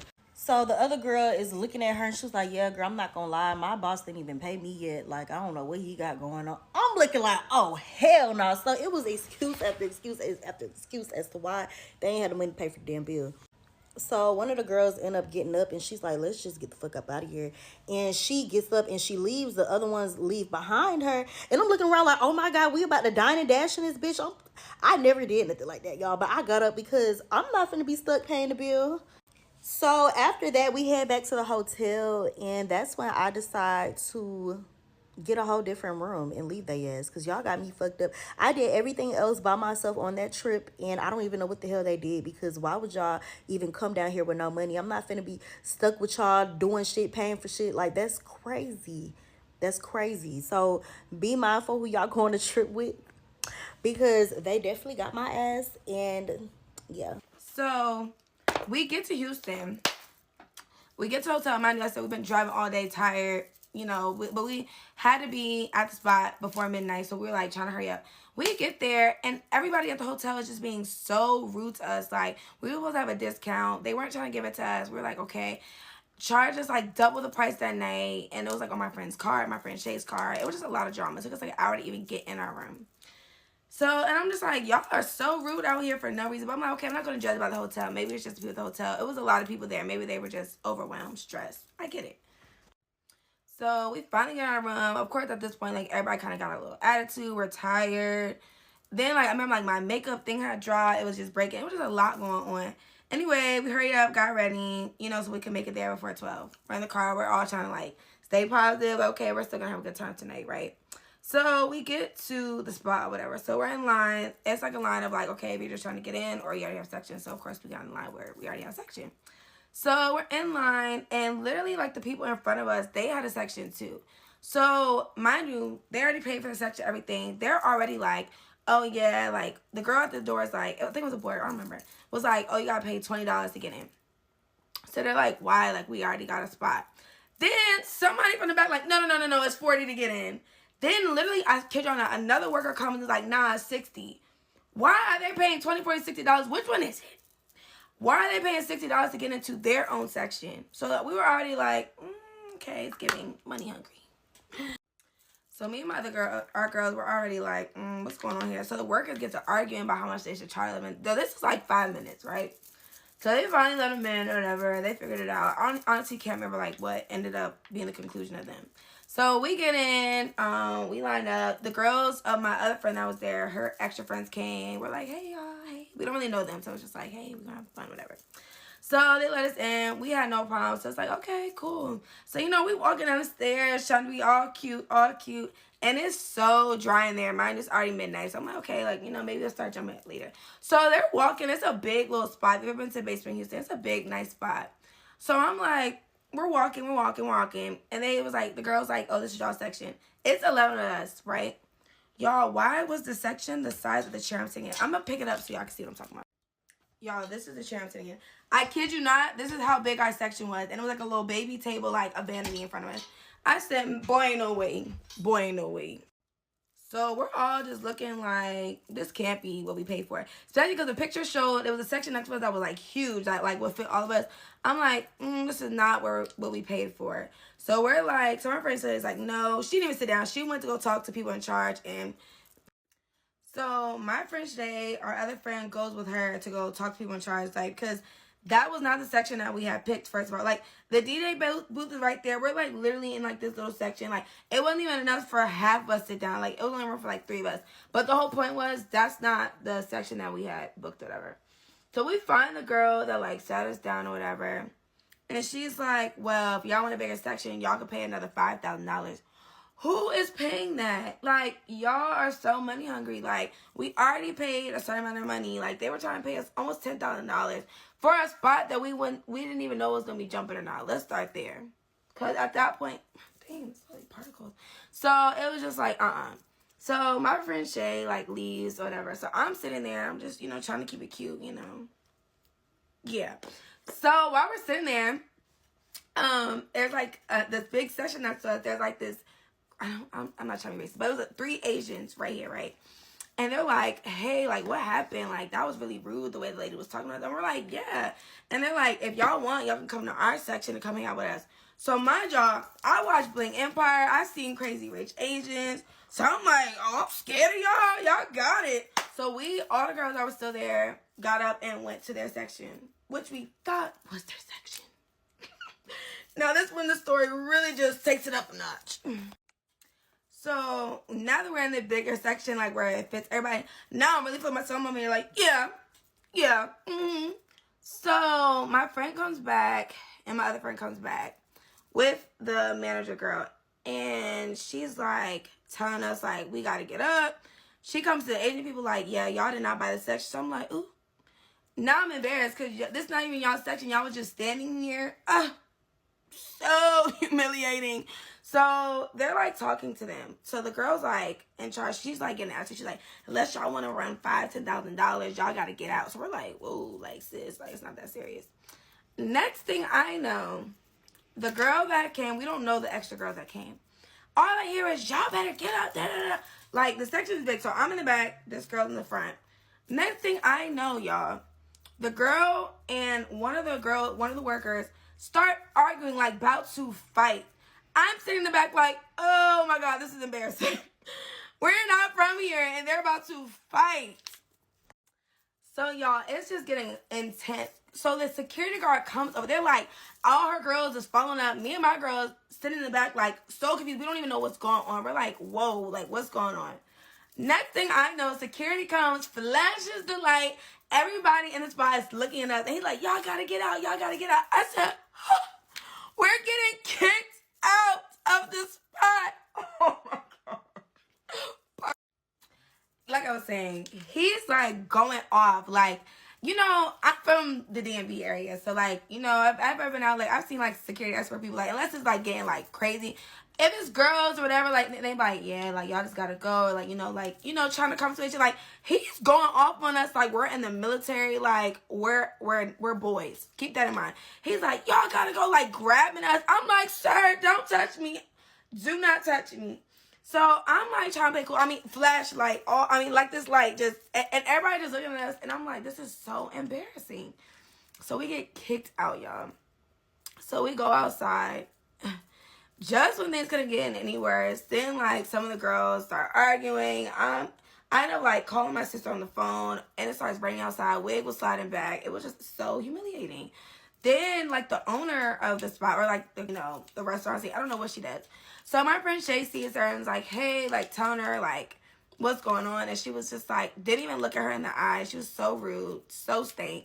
And was, like, looking her down. And, like, supposedly people were saying, like, she has that type of attitude. Which was, like, I don't know. I just feel like as an owner, you should be really nice to people. Like, want them to come out. Especially when they're not from there. Like, hey, like, I'm sorry this happened. Like, let me see what I can do for y'all. Like, as a business owner, that's just how I think. But if you're not Jada Wade or Ari, none of the it girls, or have any type of clout, they look at you like the bottom of the barrel. Y'all know what I mean? They'll be like, you be a 10 in your city, but a 3 somewhere else. Like, that's how we was feeling. So she didn't even look my friend in the eye when she was like, hey, like, this is what's going on. She was just like, if you're not going to pay, then you can go. Okay, Miss Stank. We will take our business elsewhere. So, yeah, y'all, that was my Houston horror story. Like, everybody there was just so rude, so stank. Like, it was just so bad. But we ended up turning things around. After that night, New York was like, we about to step. But the next day, we ended up going to, what is that joint called? I forgot the name of the spot. But we ended up going there. Ended up meeting Chris Cousin, that's the name, TikToker. He was so nice. Shout out to him because he really looked out for me and my friends that night. Ended up having a way better experience at all the other spots that are really popular out there. But Houston, I don't think I would ever go back. I don't want to say ever, but it was just such a bad experience. Everybody's rude, stink, and it's really not as hyped up as to be. Like, I'm from Navy. I'll stick to being out here. I've been to Miami. Miami's great. Like, this was probably the worst going out experience I've experienced. So, yeah. If you're thinking about taking a girls trip, you know, you might have fun. We did end up having fun, but that was just a really bad experience. All right, that's the end of my story time. Let me know if y'all want some more story times. See y'all in my next video. Peace. Don't invite me to no girls trips. Don't invite me to none of that shit because girls be weird. Girls be weird. It's like you can come in with good vibe, good energy, and they still gonna be weird. It's something about your light. It's something about your energy that they just can't take. I went on a girls trip last weekend and I came back in a wheelchair, y'all. Like I had to be pushed in a wheelchair through the airport. It was my best friend's birthday. She asked me to come to this girls trip. It was supposed to be good vibes, positive energy, escape from reality because a bitch been going through some shit. A bitch been going through some shit silently by myself. So I needed a break. I needed a break from the universe. And all I ended up was some fried ass feet. We'll get to that. Tell me why I go on this girls trip. I spend banks to get there too. Let's talk about it. The flight was already $700 to get there. Airbnb, $400. And I'm not coming to no trip, no birthday trip without a gift. So I done already just spend bands and sacks and a whole bunch of shit just to make her feel special. So just getting to the trip, I'm off a good, what? I'm off a good $1,500. But that's okay, because when I love you, I'll spend that money for you to show that I love you and I'm there for you. But I ain't spend all that money and waste all that time and energy to come there for a bitch to be weird towards me. This girlfriend that I don't even fucking know like that, I know of her. I know a little bit of her, but I don't know her like that. Weird to me the whole time. Throwing shade at me, being just mean and nasty. And I'm catching the shade, but I'm trying to just like, you know, pay it because it's somebody's birthday. You know what I mean? So if you don't know, I sell lace glue. I'm on live. I'm doing my friend hair. I'm like, this the best glue. It's waterproof. Y'all need to get this. My friend, she don't like to sleep with wigs on. So she took the wig off that night. The girl gonna tell her, oh, I thought that was the best glue. I thought it was waterproof. Clock it. Now I'm about to surprise my best friend with the gift. I sit her down in front of TikTok live. I come out with the balloons. I throw them in front of her like, happy birthday. She's crying. I'm like, read this card. It's so special to me. She like, forget the card. Open up the sex gift. Okay, that's weird. As she's opening up her gift, I'm hungry. Y'all ready to go? I'm hungry. Okay, that's kind of weird. But I'm still paying it. I'm not saying nothing to her because I don't want to ruin nobody's trip. So this is the day that the fight ended up happening. We in the car. We all looking beautiful. We getting ready to go out and see what Phoenix is about. They playing hip-hop songs, you know, the ranchy, ratchet songs. Me and a best friend in the back seat. The girl is driving and another friend is in the passenger seat. Best friend like, can you put on some Summer Walker? It's her birthday. If she want to listen to Summer Walker, put on a Summer Walker. But no, it can't go that way. The girl like, if you want to listen to Summer Walker, you can drive. So she like, bitch, I will drive. So they getting into it. They going back and forth. It's a whole big thing. People jumping out of cars. I got videos of it all, y'all. People jumping out of cars. It's just too much. I'm trying to calm the situation down. I'm like, let me drive. Let me get us to somewhere. Like, y'all just let it go. So her and the birthday girl going back and forth. I'm trying to de-escalate the situation and calm everybody down. But the girl like, I should have been coming for you bitches. You bitches been da-da-da-da. Especially you talking about me. I'm shocked. I'm like, me? What are you talking about? I don't even know you, girl. What are you talking about? I should have been came at you when you said I don't never have my baby. I'm like, I said you never had your baby? I don't even know you or your baby. Girl, what she talking about is the fucking first day or whatever. They talking to her and they telling her like, girl, we wish we could be like you. You got a good support system. You always out of town. You always got somebody to have your baby. She said, huh? I said, they said you always be out of town. You always got somebody to have your baby. That was me talking about her never having her baby. So I'm like, girl, I don't know what the fuck you talking about. I don't even know you like that. I don't know how this girl just turned around and say, girl, we argue, we going back and forth. This girl said, you just a TikTok bitch. That's when I lost my mind. I had on my Givenchy heels. I'm like, let me take these off because I gotta fight this girl. This girl just keep talking to me crazy. But what I did not know is that Phoenix fucking weather is so hot, and they hot is a different type of hot, y'all. So it was 110 degrees. So that means that the ground was 135 degrees or something like that. The ground was hot. Y'all, I took my heels off. I walked up on her. She hit me. We got to fighting. As we fighting, the ground is fucking frying my motherfucking feet. So yeah, that's how I came back home with fried feet. From a girls trip. I would never do that shit again. I lost so much money. I had to go get my veneer fixed because my veneer came out. And I came home and I'm like, you know what? I need some positive energy. I want to go out. I want to have a good time because I didn't have a good time in Phoenix. And I went out yesterday. I had the best time of my life. I had so much fun. But guess what I came back to? My window busted. What? The Lord, please drop some prayers down because I don't know what the fuck I did. That shit just keep happening to me. But whatever. Okay, y'all, so I'm finna give y'all the story time on why the fuck I'm in the hospital. Basically, I'm down here with my homegirl and her cousins, right? Never met them. But to sum it up, we went to a club last night called The Address. I got invited out. I brought them with me. We're having a good time. It's vibes. We turned right. I get spiked. My drink gets spiked off of 2 shots, right? So, I'm fucked up. I don't even remember anything of me in the club anymore. I just remember at one point I was throwing up overly bad. So I guess while we're leaving the club, me and my homegirl cousin, what's her name? Her name Pumpkin, but she go by Pump. She from Mississippi, right?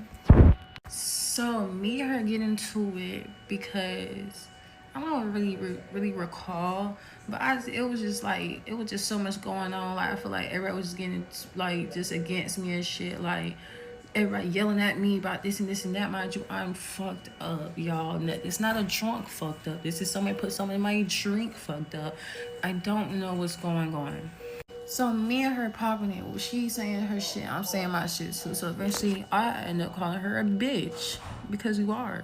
So y'all, I kid you not, that bitch turned on like, think, that hurt. So y'all, I'm in the front seat. I could tell this bitch about to fight me and shit. So I'm like, bro, just wait till I sober up. Da-da-da. She not going. But the other girls that are my homegirl cousins, they were trying to avoid the fight. They kept trying to grab her and shit. But y'all, when I say the bitch is built like Debo, you need a grown-ass man to hold that bitch back. Dead ass. Don't matter how many it was of us. So fast forward, y'all, she make it to the front door. She opened the door. One of the cousins decided she want to grab my neck, pull me backwards, so we don't fight. So I don't remember anything about the fight other than me getting hit right here. And I just remember she kept just trying to hit my face. That's it. Sure. I'm here. My folks is the one that really convinced me to come get checked out, because I just been telling them, like, y'all, my head hurts, I'm in pain, like, the lights bright. Like, we all think I got a concussion, but they telling me not to go to sleep on it because, night, you feel me? So I'm like, you know what, let me just go get. Okay, so it's the next day. I did get released from the hospital, but to sum this all up, y'all, I got my drink spiked, I got my ass beat, and I lost my car keys that I had to come out $500 for. I did not have a good trip like I was supposed to, all because I was around some females I don't need to be around. My face is beat up, my body is beat up, it hurts. I still feel sick as shit from the liquor. But what I did learn from this, y'all, do not, and I mean do not, even if it's your homegirl, cousin, friend, or anything, do not go out with folks that you don't know, especially if you don't know how they act off liquor too. Because that girl, y'all, it was something about her. I could never just even really just lock in with her. Like, back in my mind, it kept telling me, just watch out for her, watch out for her. And if you know me, I get along with people easily. I'm a free-spirited, kind girl. Like, I'm very genuine. But when my spirit tells me to watch this girl or not really to kick it with her, I should have known right then and there, like, it was gonna lead up to something like this. So I learned my lesson, y'all. I'm not going out no more. I'm traumatized. I don't want to touch no bottle. I just want to rest. I went on a girls trip to Miami in 2022 with 2 girls I didn't know, and I will not go back to Miami, and here's exactly why. So here's my Miami story time, and this is the start of my TikTok career. So prior to going to Miami, it was between me, my best friend from college, her best friend from home, and then her best friend. So right before the trip, my best friend was unable to go, so I was going with her best friend that I had met a handful of times, Alyssa, and then Hannah, her best friend. So I really didn't know these girls. Like, we met rappers, we met ball players, we met all sorts of people, and I started my TikTok career. If you want to go back, you can watch the original Miami vlogs. They're one of the first videos I posted on here. Upon arriving in Miami, we did our little networking, talked with some people, we met a promoter, and he's like, yeah, I'll take you guys out for dinner and then we'll go out. And we were like, perfect. He was mentioning one of the clubs that we had searched up, and we were like, why not? Dinner was paid for by the promoter. Then afterwards we went out to the club, and there was like 20 girls in the section, and me and my friends were like, this is not enough room for us. So I had spotted these 2 older white men sitting at a table, and I said, girls, let's go. So we went over there, we're hanging around with the men, and they're like, okay, what do you guys want? And we're like, get us a bottle of Grey Goose, bottle of Grey Goose, get us a bottle of Dom, bottle of Dom, like bottles on bottles on bottles. It was these 2 dudes, me and my 2 friends, and no one was in our section. What was weird was the initial section we were in, the girls were kind of being like rude, like they were like standoffish with their little tatas and their booties and everything, like acting like Hollywood and shit. And we were like, okay, like they're not very nice. And we tried to talk to them. But then later, when we were in the baller section, they were trying to come over and we said, oh, we don't recognize you. So the whole night we hung around with them. Back then I used to like old men. This is me and my old man. Anyway, so then after that night, came back to the telly. I yacked everywhere. Anyway, like, it was a mess. We woke up disheveled. You have to watch the vlogs to see. But then we were like, we need to make it to this day party. So then we zoomed over to this day party. Barely made it to the day party on time. And when we got there, we're just like happy to be in there once again with another promoter. There's bottles, there's drinks, whatever. But of course, the old men just naturally attract us. So now we're speaking to another group of old men. And you know, they're like very polite, very cool. I end up crying in the pool with the one because he's like telling me his life and about his wife and all this stuff. And I'm just like getting emotional with this man. I'm like, what is going on right now? So we keep their contact for later. Later that night, they're like, we're going to Kiki on the River. And we're like, okay, so we're going to Kiki on the River. So later we link with them. Once again, they're like, use this table as your home base. They literally said that to us. But they were like, go out, talk to people. We know you're young. Like, and we were vibing. We were up in that function.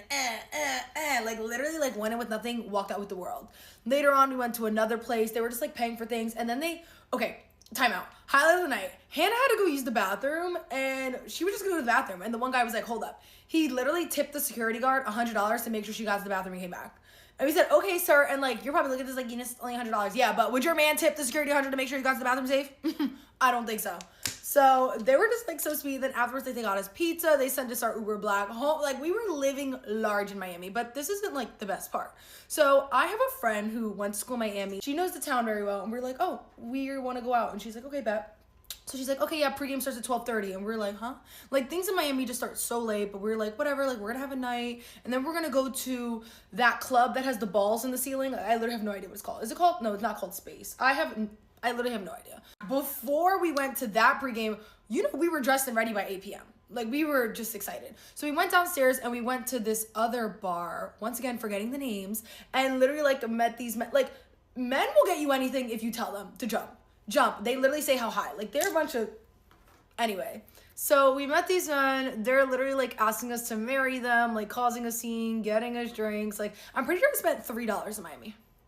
Like, you don't spend money when you go to Miami, and if you do, you're in the wrong Miami. So after that, we met my friend at like 12:30 for the pregame. Totally forgot to add this. So when we left the bar, we were outside about to order an Uber, and I see a car with the top pulled down, and I was like, oh guys, let's just ask this guy. So I was like, oh hey, like, can you drive us to such and such hotel? And the guy was like, yeah, of course. Like, and we had him like move his stuff around in the back, and we were sitting in this man's car. It was a Rolls Royce, but we did not know it. We're just like, oh, we're in this cute convertible, and we're like taking selfies, and we're like, oh, so what do you do for work? He's like, oh, like football, like blah blah. We're like, oh, cool. Like, people are like taking pictures of us like while he's going, because like He's got some 3 bad bitches in his like top down Rolls Royce, but like we don't know it's a Rolls Royce, so we're just like, why are we using photos? Like, yeah, it's a cool car, like whatever. Like literally the next day we were like looking at our videos and we're like, oh, RR, like, oh, okay, RR, like that's nice. And then we got to the hotel where my friend told us the link for the pregame. So after that, we met my friend at like 12:30 for the pregame at a hotel that was like a day party by day. Anyway, we're there and she's like, yeah, we can go to this one spot, but I don't know if we're gonna make it in because we had a dude with us that was her friend, and then she was also wearing sweatpants.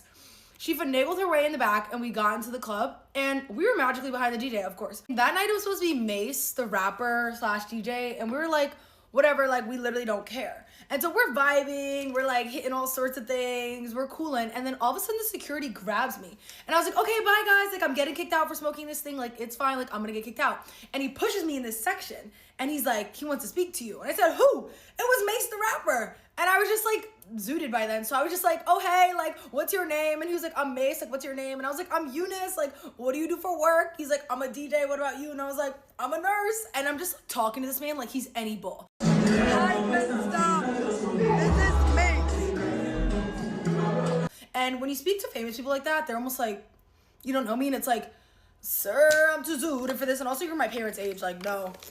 Like the next day I searched him up and I was like, wait, I actually know his stuff. But anyway, so we were just like vibing, hanging out, and like I'm like, oh, can I wear your glasses? Like let me touch your chain, like being all obnoxious. And then there's these like groupies that were like probably fighting for their lives all night to like stand behind him, and we're just like and just like all pissed, and I'm like in his face like this, like singing and whatnot. So then later in the night, they're like, oh, we're going to like Booby in the Trap, which is a strip. And I was just like, oh yeah, like cool, like we'll go. But then my friends were tired, so I was like, okay, cool, like I'll link up there. And when I went there, it just like was not my vibe. I don't know why I went. I was just like hanging around him for a little while, and then I was like, you know what, like, what am I doing here? At one point, I was helping the girlies collect their money off the ground. I was like, you know what, if I'm gonna be in here and take up space, I might as well help you. So I was like picking up money with the security and the girlies, like when they'd be done doing their dances. And it was like 4 a.m. and I was like, you know what, let me go home. I thought it was 4 a.m. When I was in my Uber back, like this sun was rising, okay? That was Miami.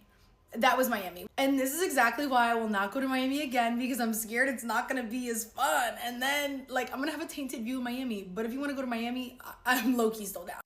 I wasn't gonna speak on it, but now I'm gonna speak on it. Welcome to Who the Freak Did I Go on Vacation With?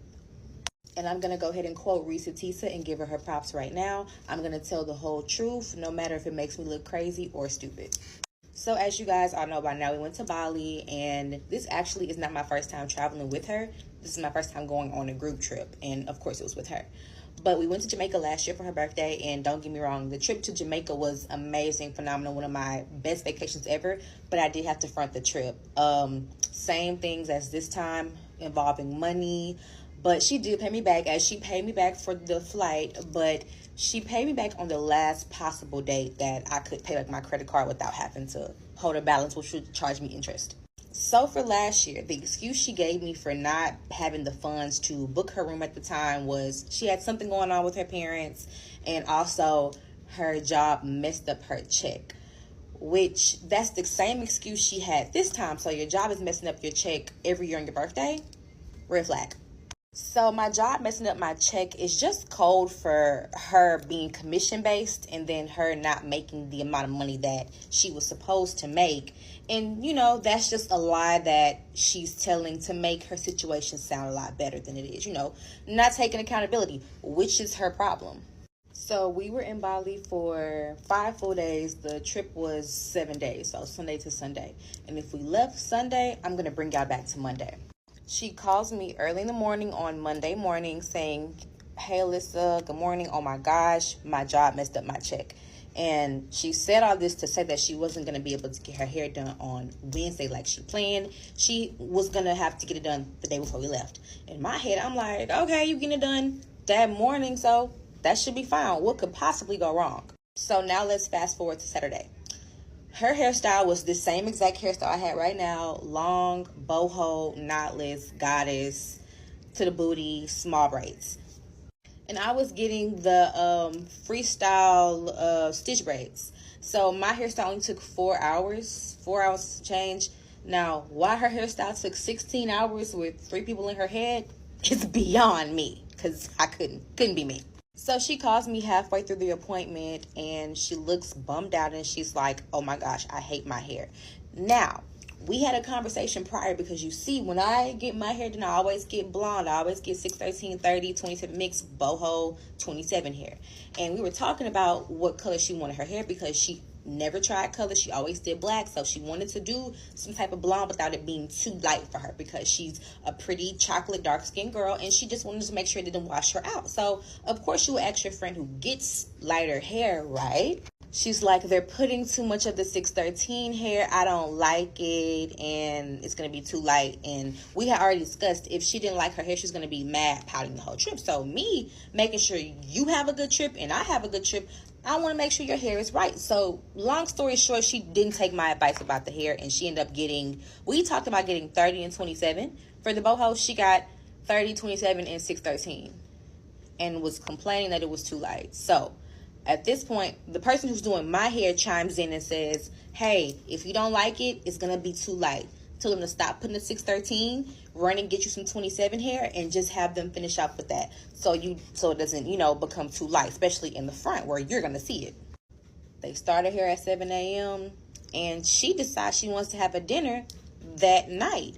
So mind you, it took 16 hours, so they had to stop her hair and just do the perimeter and leave like the middle undone and put it up in a little ponytail, and it was real cute. You couldn't tell at all. So after the dinner, they want to go outside, and we leave tomorrow evening. It's Saturday. We leave tomorrow evening, and they're going outside. I said, I'm tired from one. I got up early for my hair, and I need to finish packing. So y'all go outside, try to have fun, and I'll see you at the airport. And I'm thinking, you're going outside. You should be already packed. She's like, no, but I only need 3 hours of sleep. And she still had to get up that next morning and go get her hair finished. So the next morning, she gets up and goes to get her hair finished because we leave that night. My hair is finished. I go to church. I leave at around 1:30. So when I check Instagram again after church, I had seen that she got her hair finished. So I'm like, okay, praise God. Thank you. And the church is near Bush. So if I would have finished packing, I would have just went from church to Bush. But I had to go back home, finish packing. I had to come to my shop where I am now to get some like little travel size bottles so I could, wash my face, do my skincare routine, because it's like you're traveling for 2 days pretty much. So I go from being by Bush back to my side of town, which is like the Galleria area. I go get me a smoothie. I go get one of my nails fixed, and I get a call from her. She's also on this side of town when she lives 30 plus minutes away from my side of town. And she's like, yeah, I'm over here at the shopping center getting me some shoes because my Fashion Nova package didn't come in time. And I'm like, what? And she tells me verbatim out of her own mouth, I'm going to get to Bush by 4 p.m. So it's no instance that I missed this flight. And mind you, it's 2:30 at the time. So I'm thinking, it's no way you're going to go back home, get your bag, then go to the other side of town to Bush and be to that flight on time if you're here now. So I'm thinking, you got to have your bags in your trunk and you're parking at Bush, or, somebody's driving you, because it's just no way. And because she told me I'm going to make sure I get there by 4, I'm thinking you have to have your stuff together, right? Because why would you miss a flight? Like, why would you miss a flight like that? Come on now. I don't get it. I don't miss flights, y'all. So I get back home and I'm in tunnel vision. My boyfriend trying to talk to me. I can't even hear him. My dog's trying to play with me. She almost got kicked. And my heart is just pounding so fast. I'm like, I got to get all this situated. I have to finish packing, fill up these little bottles with my stuff in it, and, head to the airport. Mind you, we had that birthday dinner the night prior. So I'm like, I'm going to eat my food because I'm going on vacation for a week and this food is going to go bad and it wasn't cheap. So I eat my food, which causes me to leave at 4 p.m. or 4:20 p.m. instead of 4 because I knew it was going to take an hour to get there. So I get up to Bush Intercontinental, the sign, at 5 p.m. And Birthday Girl and the Nail Tech both had bought some products from me, and I didn't give them to them. I didn't give it to them the night before, so I was supposed to give it to them before we boarded. So I asked Nail Tech. I said, "Hey, boo, what's your ETA?" She says 5:45, and that's fine because her flight leaves at like 7:30, 7:45. Now, me and Birthday Girl's flight left at 6:50. So I asked her. I said, "Hey, boo, what's your ETA?" She says 5:45. Let's pause it right there. If you know anything about international flights, you have to be there pretty much at least an hour before, the plane takes off to check in, to get your bags in. That's just, if you travel internationally, you should know that. I walk into Bush. I don't see the Qatar Airways, the check-in counter. And you know, Bush is doing all that construction, so it's traffic and everything is not where it's supposed to be. So I have to walk for a good, minute, and I see it. So when I get there, I see Emirates and I see Qatar. Qatar doesn't have a sign. So I looking to make sure that when they call me, I'm able to tell them, hey, this is where it is, because I know that they're not here yet. So I go in and I'm taking my luggage. I'm kind of moving slow because I don't really see the Qatar sign. So the lady, she's like, black lady, thank God. If you seen this, black lady, I love you because you saved me.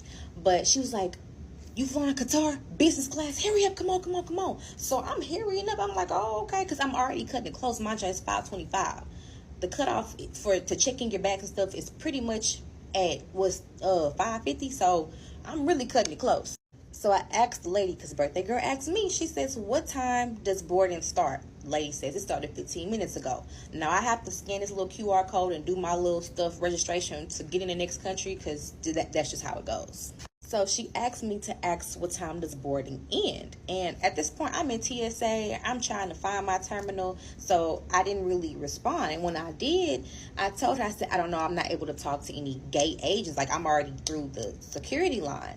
So I see my gate and I'm like, okay, my gate exists. Y'all know how it is. I go to the restroom.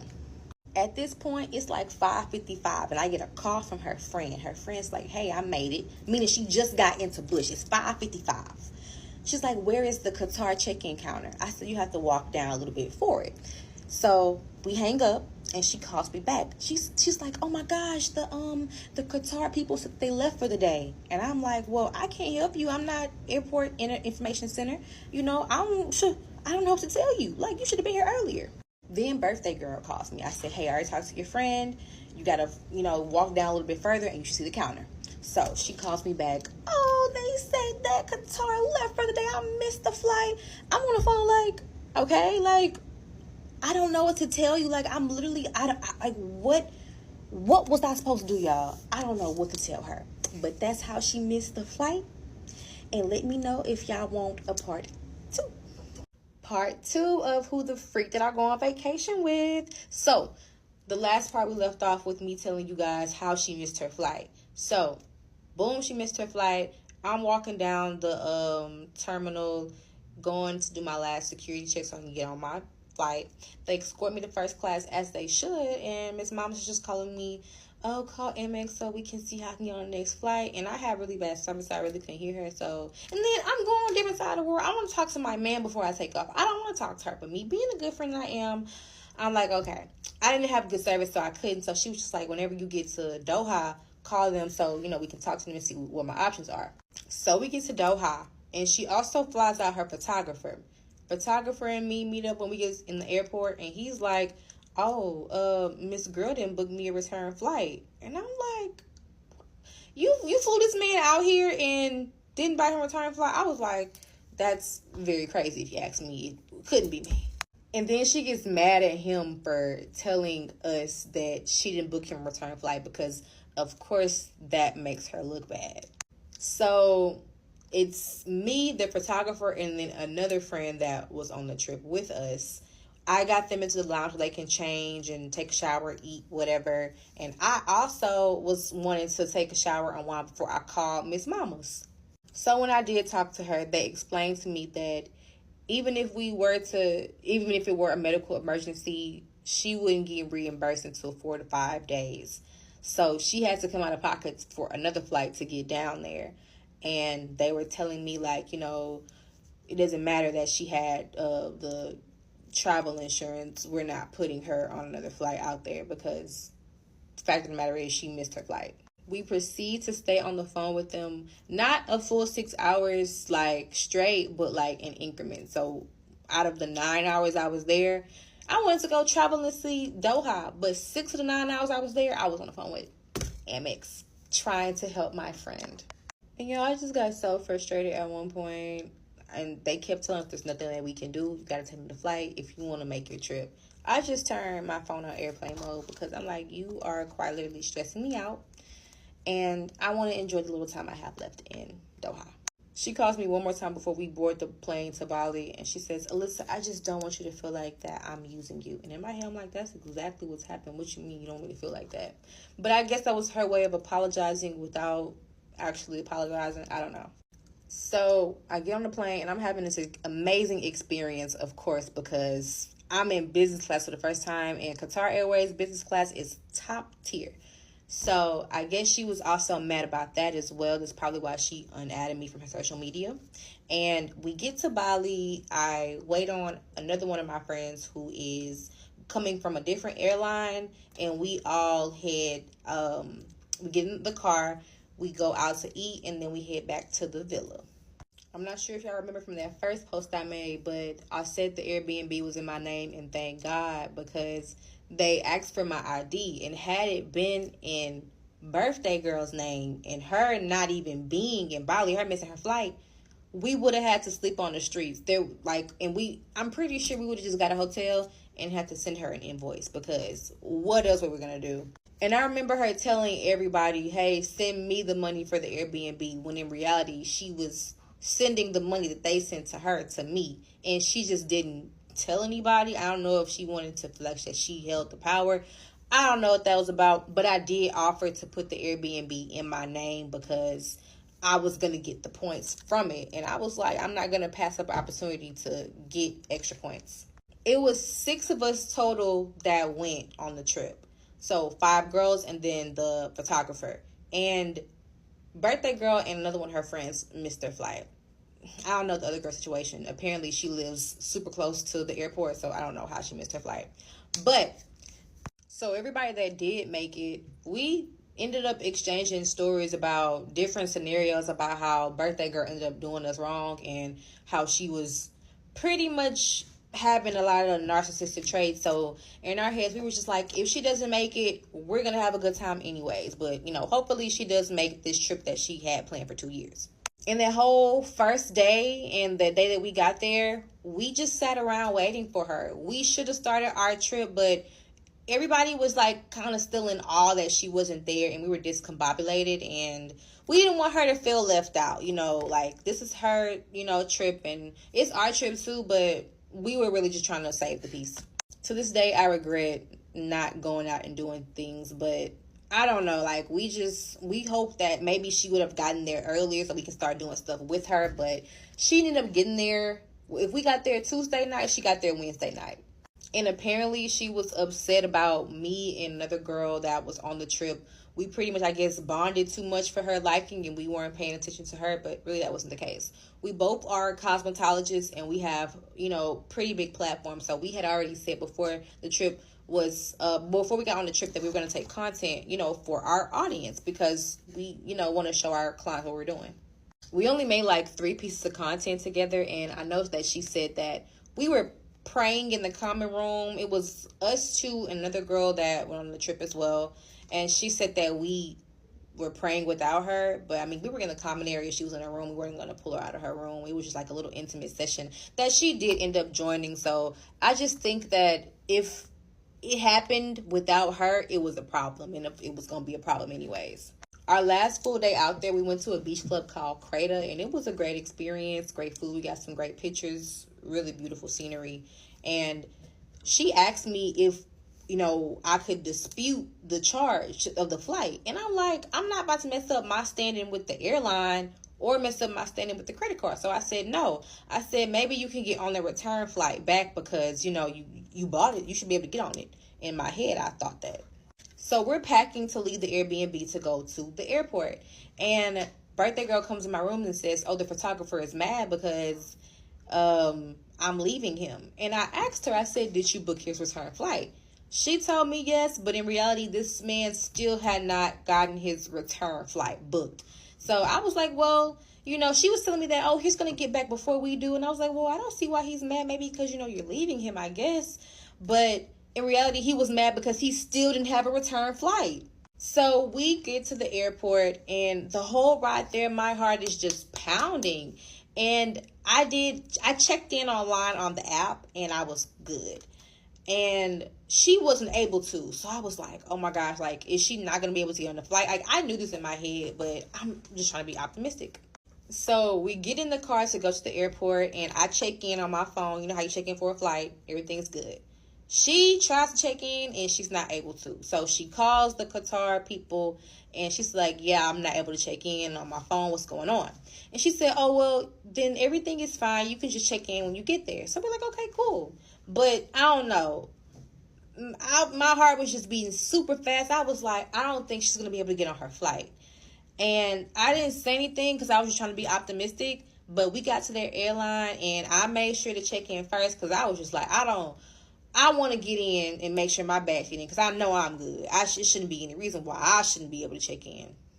They check me in, put my bags in, I'm good to go. I step aside, I let Miss Birthday Girl go, and he's looking at his computer like, and I'm like, oh, Lord, because my check-in process didn't take long. He swiped my boarding pass, and I was good to go.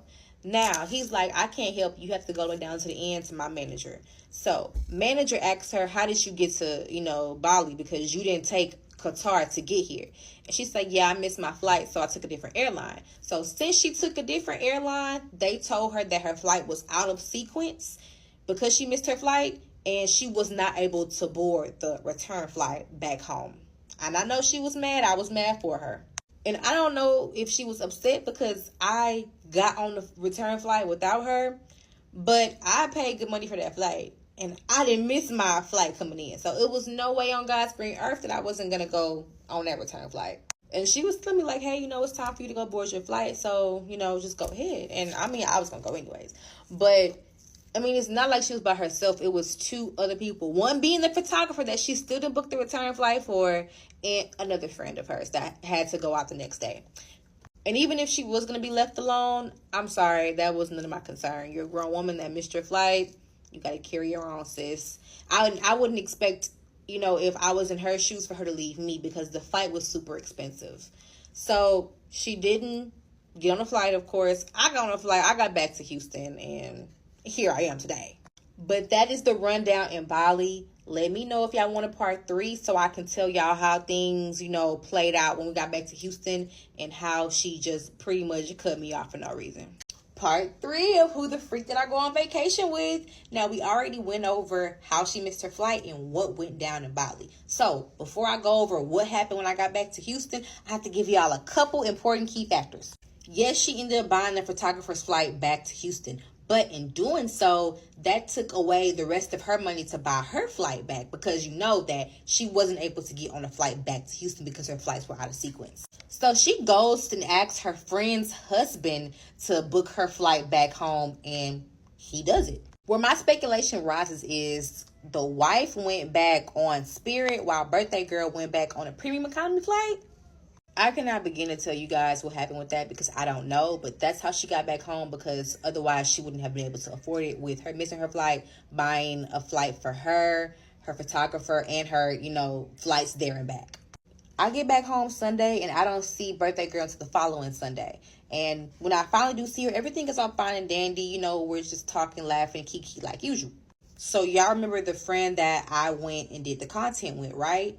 The Birthday Girl asked this friend if she can use her Affirm to book her flight back because she couldn't afford it. And then the friend asked her, she was like, why can't you use your Affirm or your Afterpay or whatever? But Birthday Girl wasn't able to use Afterpay or Affirm or anything like that. Red flag. Birthday Girl was, of course, upset about this because she feels entitled to everybody's resources. But the girl had told her no. And Birthday Girl had told her, I think I need some space away from you. This is one of Birthday Girl's quote-unquote best friends, or so she says, but she's needing some space from her because she can't use her resources. So when we get back to Houston, Birthday Girl ends up booking an appointment on the girl's site. And from the outside looking in, that seems fine, right? But in reality, because they're the best of friends, Birthday Girl never uses her site. She usually just texts her. But because they're not talking, she thinks, okay, I can just book an appointment on her site and it'll be fine.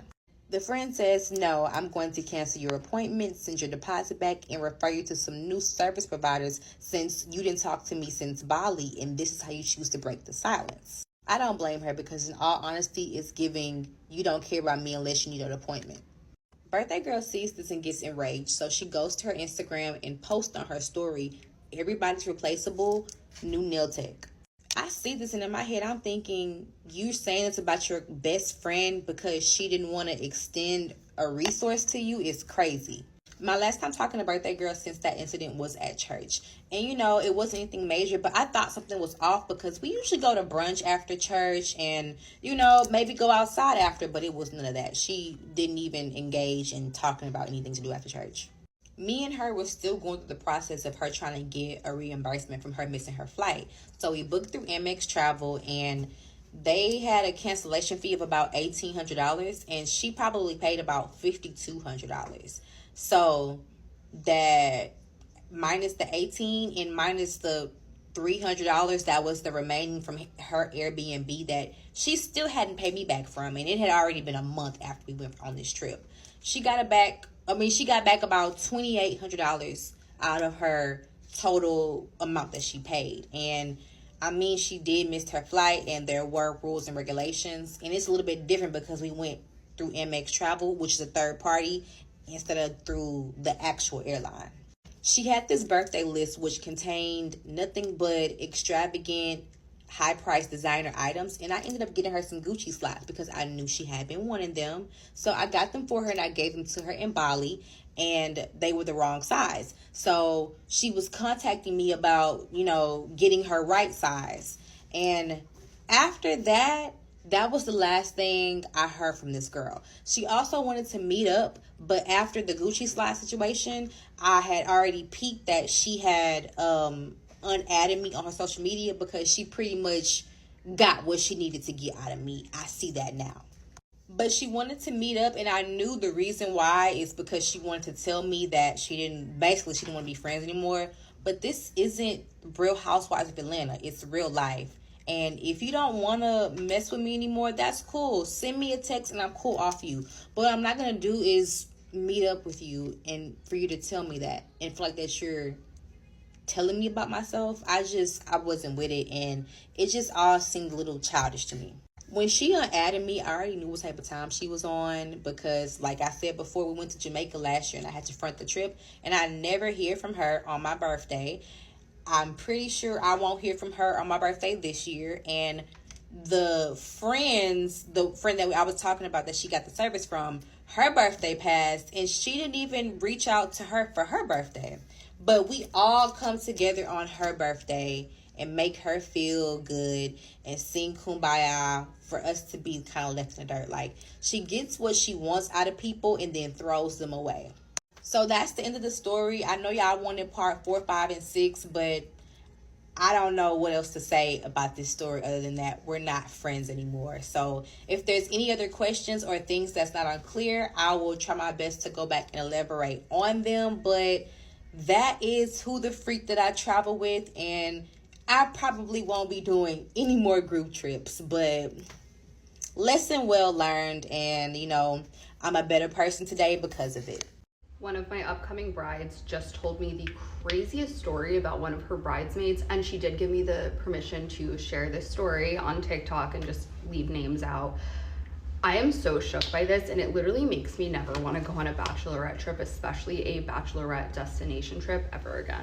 So I went to do a makeup trial for one of my upcoming brides at a hotel in Miami, and I asked her why she was like staying there because she lives in Miami, and she was like, well, tonight is my bachelorette party. I was supposed to go on my bachelorette party to Tulum, but it winded up falling through because of one of my former bridesmaids, actually like my maid of honor. She scammed us out of like $5,000 planning this trip to Tulum. So I'm obviously like, tell me everything. This tea is piping hot. I need to know more. So she tells me that she basically gave maid of honor duties to this one friend that she'd been friends with since high school, and she was also the maid of honor in this girl's wedding as well. But this girl had recently been divorced and was like really hurt about her divorce, so she figured giving her maid of honor duties and giving her something to like throw herself into and stay distracted would be a good idea. Wrong. So this friend was like, yes, like let's all go to Tulum, I need a girls trip. So she starts planning this bachelorette party in Tulum. They were gonna stay at this like resort that just opened, and you know, she was gonna get this great deal on some booking website. And the friend, the ex-maid of honor, collected the money from everybody, and it was like around $5,000 in total. I forget how many people she said. I think it was like 6 or 7 people, but including the bride, including the friend, it was going to be like $5,000, and she collected all of it, booked everything, sent confirmations to. So everyone's thinking they're all set to go to Tulum. Like, she apparently even collected like people's passport numbers. Like, she was really, you know, convincing that she had planned this trip to Tulum for them, right? So my bride was even saying how grateful and happy she was that she had a friend plan her bachelorette trip, and that she really trusted her maid of honor, and she felt so grateful that everything was taken care of. And even like the other bridesmaids chipped in for the bride's portion for the bachelorette trip. So she was like really confident everything was set, right? Over the summer, the maid of honor that had booked everything basically started blowing her off for a new guy that she met. So she had a dress fitting where she had an emergency with her original dress and needed to pick out another one or like get something like customized. And her maid of honor like completely blew her off, and she was like really upset about it, and she just like let it go because she knew that she like went through a lot with the divorce and kept giving her chances. So my bride told me that she kept giving her maid of honor chances to redeem herself, and she was like failing miserably. So she figured, you know what, like let me just like go out to dinner with her, clear the air. Maybe like this whole process of like watching someone else get married is tough for her. Like, let me just see where her head is at. So the bride and the maid of honor go out to dinner with the fiance of the bride and the new guy that the maid of honor is dating. And apparently this guy that the maid of honor is dating is like totally bad news bears. The bride said, I think he was like on something. He was ordering 1 million drinks, got wasted, didn't even offer to pay, was saying like vile things at the table, was like rude to the wait staff, and it left a bad taste in my mouth. So the bride said she waited a couple days and then reached out to her maid of honor, and the maid of honor was like, oh, isn't he great? And the bride was like, about that, he's not coming to the wedding and I don't think he's good for you. And apparently the maid of honor just like went ballistic, and the bride was like, listen, if this is too much, I can ask like somebody else to take this over because like I need more support. And the maid of honor was like, I'm done. I don't even want to be in the like wedding party anymore. I'm done. Like, don't ever talk to me again. My bride said that she like didn't want that, and she was like trying to talk her maid of honor down, and she's like, listen, if this is too much for you, seriously, we can ask somebody else to do it. If you need a breather, let me know. I just don't want you to like walk out of the bridal party. We have my bachelorette party. You're one of my good friends. Like, I care about you, but I just need more support right now. Maid of honor was not having it, and she just like blocked the bride on like every social media outlet, blocked her number, and the bride was like, I don't know what the fuck to do because number one, this is my maid of honor and we have an entire vacation plan to another country.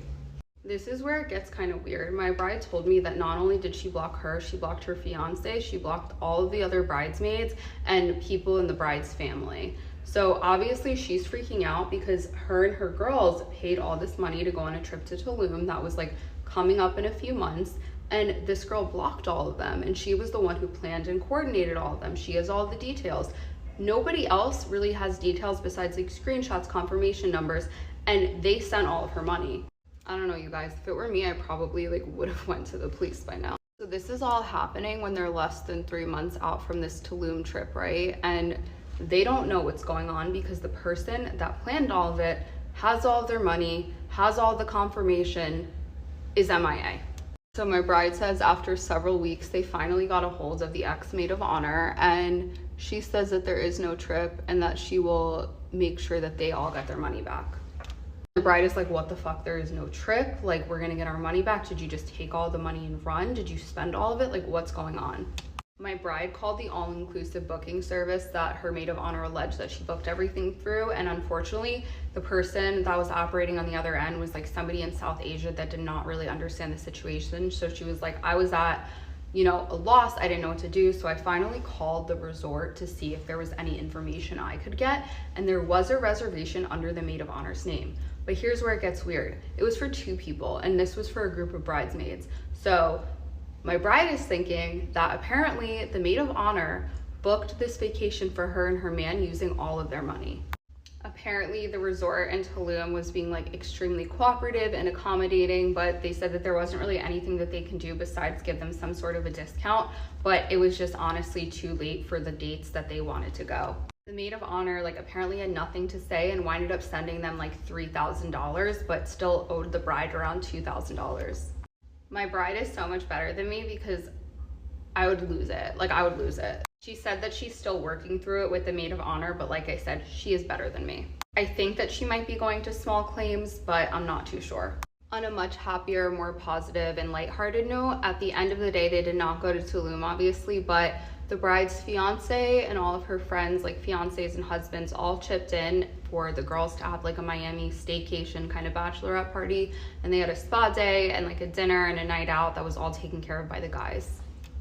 This is why we need to stick to bachelorette parties being like a night out in the city, at a hotel somewhere local, dinner somewhere local, not these crazy international extravaganzas that breed trouble. Her wedding's not for a few more months, so I'll let you guys know if she updates me before then, if she gets the money back, or you guys just might have to wait until then. You're on a trip in New Orleans with your friends, and the birthday girl has a birthday dinner. So you and your friends get ready for the birthday dinner, you get dressed, and you go to the courtyard of the hotel to take pictures, you know, on the G7X. You're taking your time with your friends, and then you realize, where's my personal phone? Because you have a business and personal phone. But then you just assume, oh, it's upstairs. So you ask one of your friends, when you go upstairs, can you please bring my phone down? She says yes. She goes upstairs. She's looking for it. Can't find it. She calls back on the business phone and asks you, hey, are you sure it's in here? You tell her, yeah, it's in here. I'm tracking it. It says it's upstairs. Then she says, hey, can you check one more time because I can't find it anywhere. So you check on Find My iPhone and you see your phone walking away a mile away from you. You realize your phone has been stolen. You and your friends are about to go to dinner. You don't know who has it. You don't know where you left it. This really surprises you because you're the one that holds everyone's phone and wallets and your sisters and your siblings.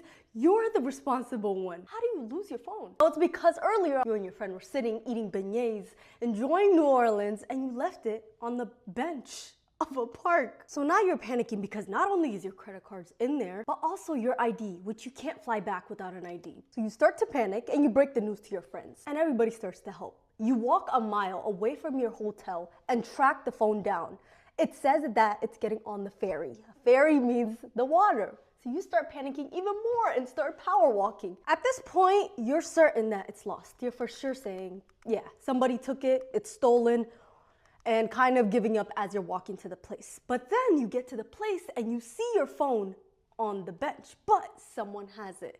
And it's a homeless man sitting down. You don't want to assume that he has it. Also, it's 5 girls. Why would you go up to a man? You don't know if he has anything. You just kind of have, it's nighttime. Did I mention it's 10 p.m.? It's also Saturday night, so you don't know if the police will show up or not. So you sit and wait, and then one of your friends has that idea to ask somebody like a security guard, the Caesar's Palace, to go ask him for help. They say no. Now you're just standing waiting for a man to walk by to hopefully help you get your phone back. So as you and your friends are standing, the man just keeps peeking under his blanket.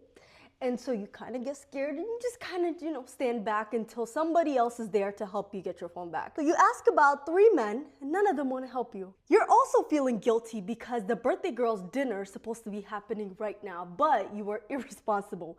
Lost your phone, now everybody's waiting. But then you and your friends see a man walking to his car. Now as you approach him, he's really kind. He says, hey ladies, how are you? Then you say, we have a dilemma. He says, what's your dilemma? You tell him your dilemma and ask him, hey, can you help us get the phone back from this man? So he goes, yes, sure. God sent. He probably was an angel. So the man goes up to him and asks, hey sir, I lost my phone on this bench. Have you happened to see it? The man who has your phone says, oh yes, I was waiting for you to come and get it. So I was just holding it for you. You feel the biggest relief. And it was God's protection because you finally got your phone back and flew back home. Going on a girls trip always end bad, and I will forever go on a solo date trip with my boyfriend every year for my birthday. I felt like I did it all right.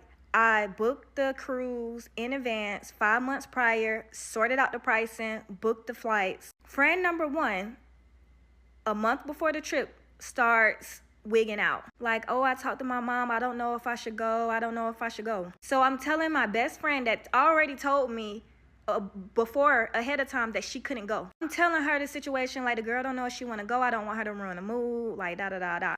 My best friend invites herself and said, girl, fuck that. I just got into a settlement. I can go in her place anyway. It'll be fun. So I'm so happy. Like, oh, my real best friend coming. We're going shopping. We're getting ready for the trip. I'm so excited. The night before, so at this point, my friend that was originally supposed to go, she's like, should I go? Should I not go? I convinced her not to go at this point. Because I'm like, if you're confused, I'm just going to convince her not to go. Because my other best friend that I'm really close with is going to go and everything's going to be fine and everything's going to work out. So my best friend ended up paying the money to, or whatever, get her spot, secure her spot. And then tell me why the night before the trip, the night before I flight to Miami, because you got to fly to the port, my best friend said she talked to her man and she feel like she shouldn't go on the cruise. So I'm like doing whatever to convince my friend, like, hey, like, why would you not go? Like, why would you not go? Like the night before. Anyways, I couldn't convince her to go. So now I'm finding a alternate to replace the alternate. So she's trying to find her birth certificate, trying to get her, she literally got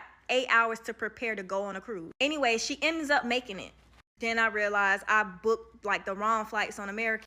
She ended up getting us some flights to Delta and pieced that shit up. To this day, I don't know how she did it, but we ended up making it to that damn port, honey. She asked me, she was like, how much do I need to pay for, old girl spot? So at this point, I said, you don't got to pay nothing because she forfeit at the last minute. And when we called, they said that you can't get your money back from a cruise if you don't put insurance on it or whatever. I called them, they wasn't giving her money back, and I don't have the $500 to give because you didn't know if you was gonna come. So like, I land in Miami, I'm arguing with friend number one because she's like, why would you sit here and let her take my spot for free? I'm like, well, you said you wasn't going, you forfeit your money. If you call Carnival and tell them to get your money back, then you could do that. But as far as me making her pay, I'm not doing that because she didn't have the same courtesy of getting everything ready. Then alternate number two is like, hey, let me know when they send the money back for the flight.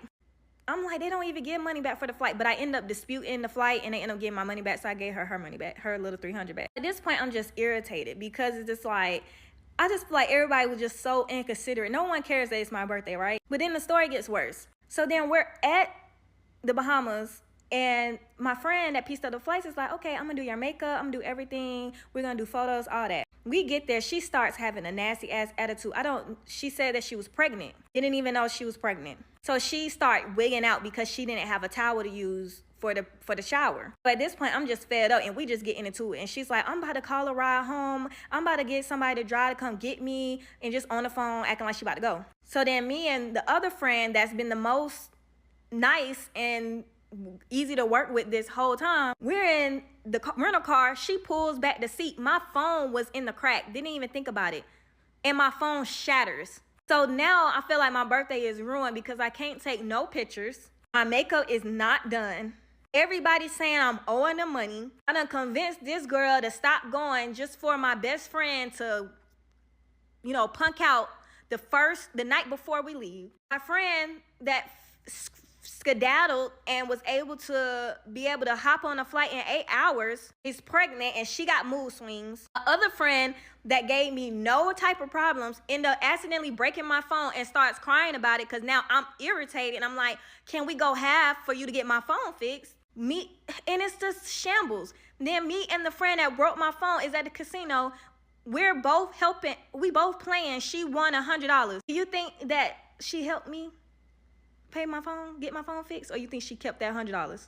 This is the thing. A lot of women are selfish and inconsiderate, moody, and I just feel like the more girls you add to a girl trip, the more stressful that shit is. If I cannot go with my man, I'm not going with nobody. And to this day, these same friends be like, can we go out of town together? And I just be like, hell fucking.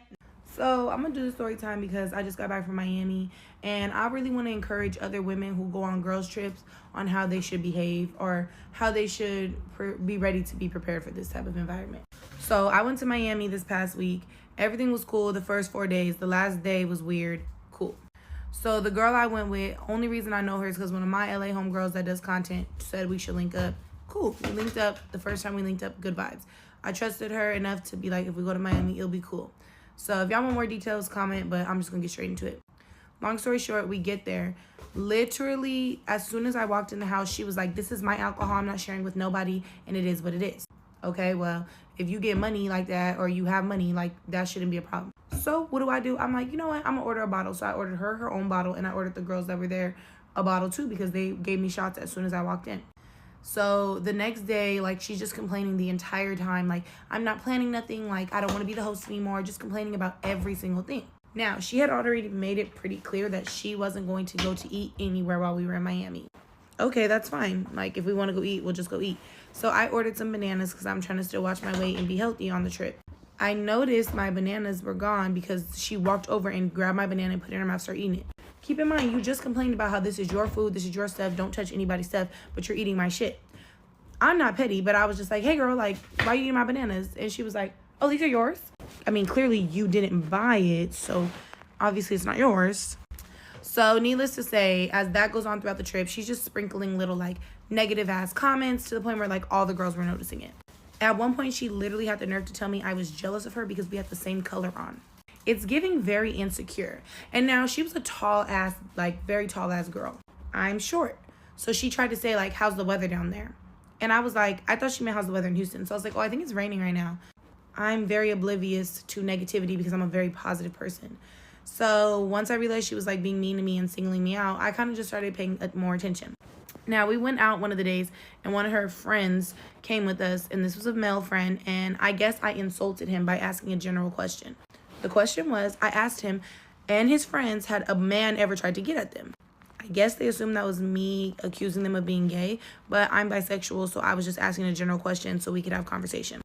Now, that must have upset her because the next day she let me know that I was not invited to go on the boat with her and her friend. But she invited the girl that I had been hanging out with the whole trip on the boat. Okay.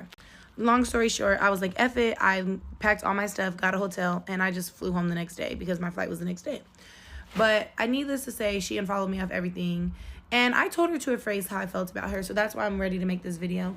But I will literally never girls trip again with a mean girl. Sometimes those go with the flow, live in the moment people are just really relying on other people's preparations. I went on a trip with this girl, right? And before we go on the trip, I'm like, okay, so are we getting SIM cards? Like, what are we gonna do about the phones? And she's like, well, I'm gonna bring my phone, but I'm just gonna stick to using Wi-Fi. And I was like, okay, but what about in case of an emergency?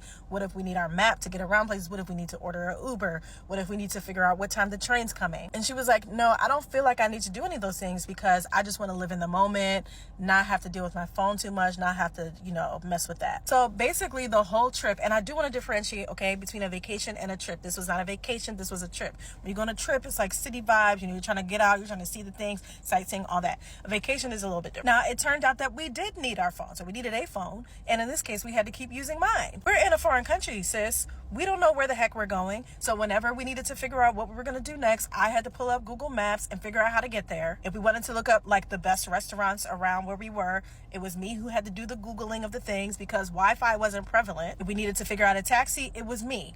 All of these things were left on me because she wanted to live in the moment. Never go on a trip with somebody that you're not already locked in with. I was contemplating on if I wanted to tell the story or not because me and the girls are still cool. Do not get me wrong. We are still cool. But would I ever go on a trip with them again? Never. So there are 3 girls in this story. Just to conceal their identities, I'm going to call one of them Mama because she's like the mama of the group. I'm going to call the other one Switch because she completely switched up. And then the last one, I'm going to call her Friend because that's my girl. So Switch and Mama, they already had this trip set up and it was only supposed to be the 2 of them going on this trip. Mind you, this is where I messed up because I shouldn't have had no parts. But at the time, I was so thirsty to go on a trip. Like, I was so thirsty to go on this trip. I have been wanting to go to this place for forever. So when the idea was presented to me, no hesitation, I said, I'm going. Now, mind you, I've been on a trip before with Mama and with Switch. And the trip was like A1. So much fun. That's why I'm so shocked that this went this way. But one thing about me is even though I was thirsty to go on a trip, I have had some bad experiences when it comes to girls trips. So I'm always thinking ahead. I'm always thinking about, bringing a +1 or whatever the case. Plus, Switch and Mama, they are really, really, really close. Now, at the time, we were all cool, but they were locked in. So like I said, I'm always thinking about bringing a +1. So I did present the idea of if I could bring a friend. And this friend, like I said, I'm going to call her friend. So I already knew it was going to be good with being friend. We've been on so many trips together, and we've been talking about going to this place for a very long time. So like I said, when the idea was brought up, I automatically thought I'm inviting friend. And like I said, I did talk to them first about it. I did ask them if it was okay, or, you know, see what they felt about it. And they said the more the merrier. So I said, okay, cool. So I already knew if anything went left, or if it was like a 2-on-1 type of situation to where, you know, the two of them were linked up and I was kind of doing my own thing, at least I would have friend there. So that way we could, you know, do our own thing. So mind you, Switch and Mama, they were going for a specific reason. I mean, I might as well say it. They were going for a concert. They were going to this state for a concert. And like I said, me and friend, we were not going to the concert because at the time the concert was sold out. So we were not going. We were just going because we wanted to go on the trip. So Switch and Mama, they flew in together. I flew in by myself, and then friend, she flew in by herself. Switch and Mama, they picked me up from the airport. And one thing about it is everything was great. Everything was fine. Everything was peachy. I was like, this is about to be a great time. I was so excited. Let me tell you, I was so excited. And friend was not going to arrive until later on, I believe, or it was the next day. Either way, it was Mama, Switch, and me for a good amount of time. Things were going amazing until friend got there. Once friend got there, switched up so quick. Mind you, this was Mama and Switch first time ever meeting friend. So let me tell you, even before friend got in the car, we were making arrangements to see if we were going to go pick friend up. I told them that since they had homework, that they could go back to the hotel and I could just pick friend up. And automatically Switch was like, oh, because you don't want us to meet your friend. Mind you, we were all staying in the same hotel. What do you mean by that? What do you mean by that?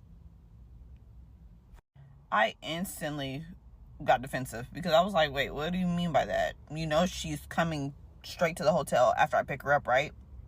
And if I didn't want you to meet her, why would I have invited her? I don't get it. Like, I don't know. The vibes were just completely off from that point on. But I try my best to make the best of it because I know how friend is.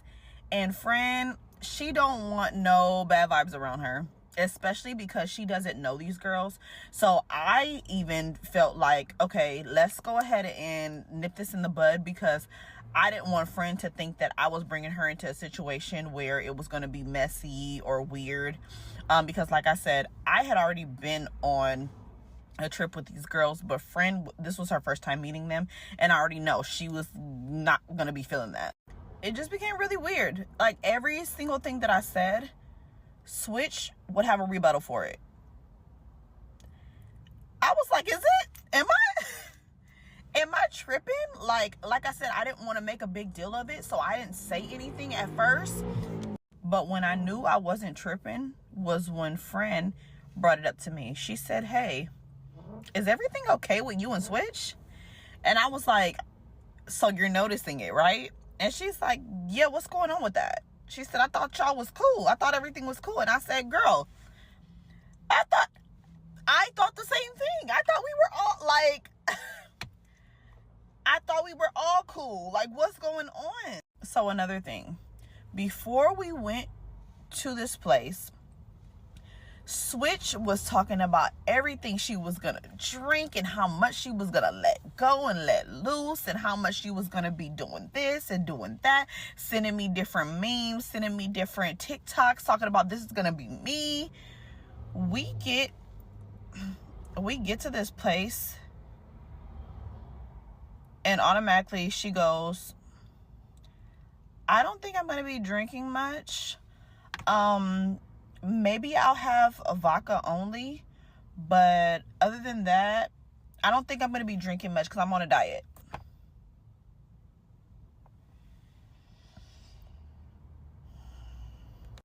Now, to each his own. Do what you want. Do what you please. Drink what you want. Don't drink what you want. Whatever. But my thing is, don't be telling me all this. They know how I am. I'm going to drink. Okay? Especially if we're outside. We're on vacation. I want to have fun. I want to do it all. I don't want no restrictions, okay? So they know how I am. So for her to be telling me, oh, this is what we're going to be doing. Oh, I want to be doing this. Oh, look at this. Look. I just felt like I was being catfished. Like I said, I don't know. The whole mood switch.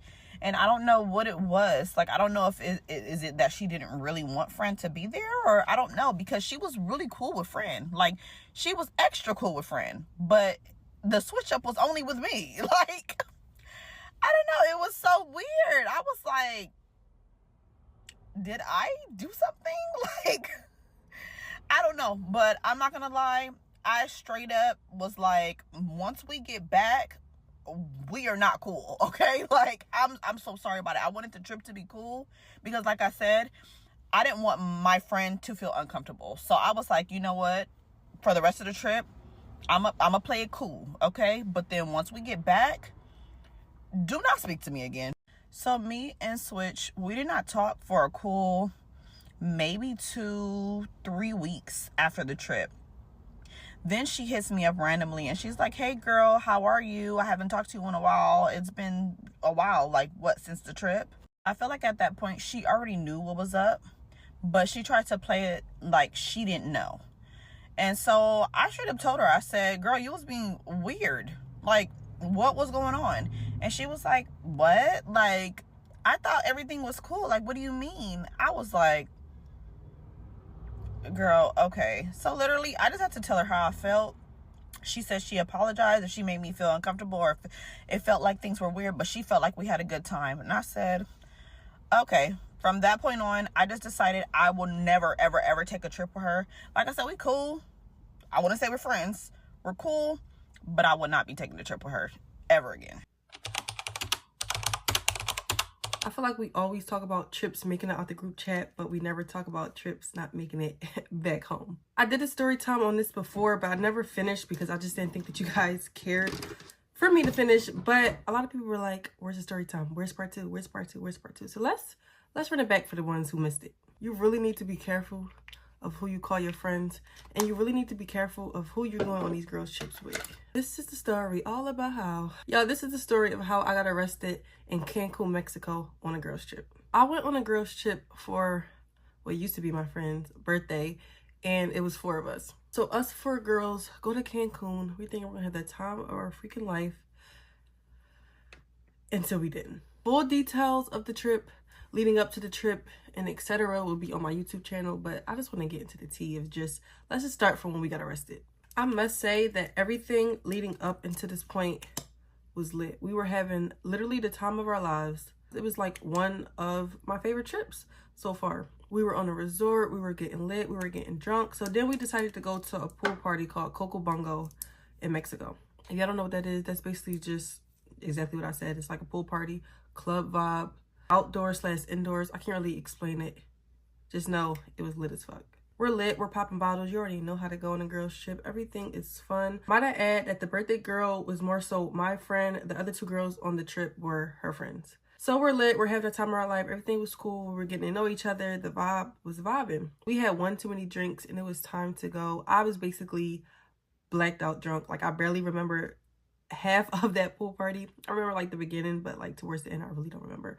I didn't like come back to up until people were starting to get arrested and fighting. So fast forward, we were lit. There was these guys who were there and he wanted to talk to one of the birthday girl's friend. He's like, y'all are pretty as fuck. Y'all should come back to our Airbnb. We're having a good time. Like, let's not let the party stop here. So the birthday girl is basically like, no, like, we're lit. We're gonna go back to our resort. Maybe we sober up, we'll come back and link with y'all. But right now, like, we're too lit. Like, we're getting out of here. We're getting out of here. The birthday girl was trying to get her friend to come and she basically was just like, no, like, I want to go with them. So the birthday girl was like, no, I'm not letting you go with them.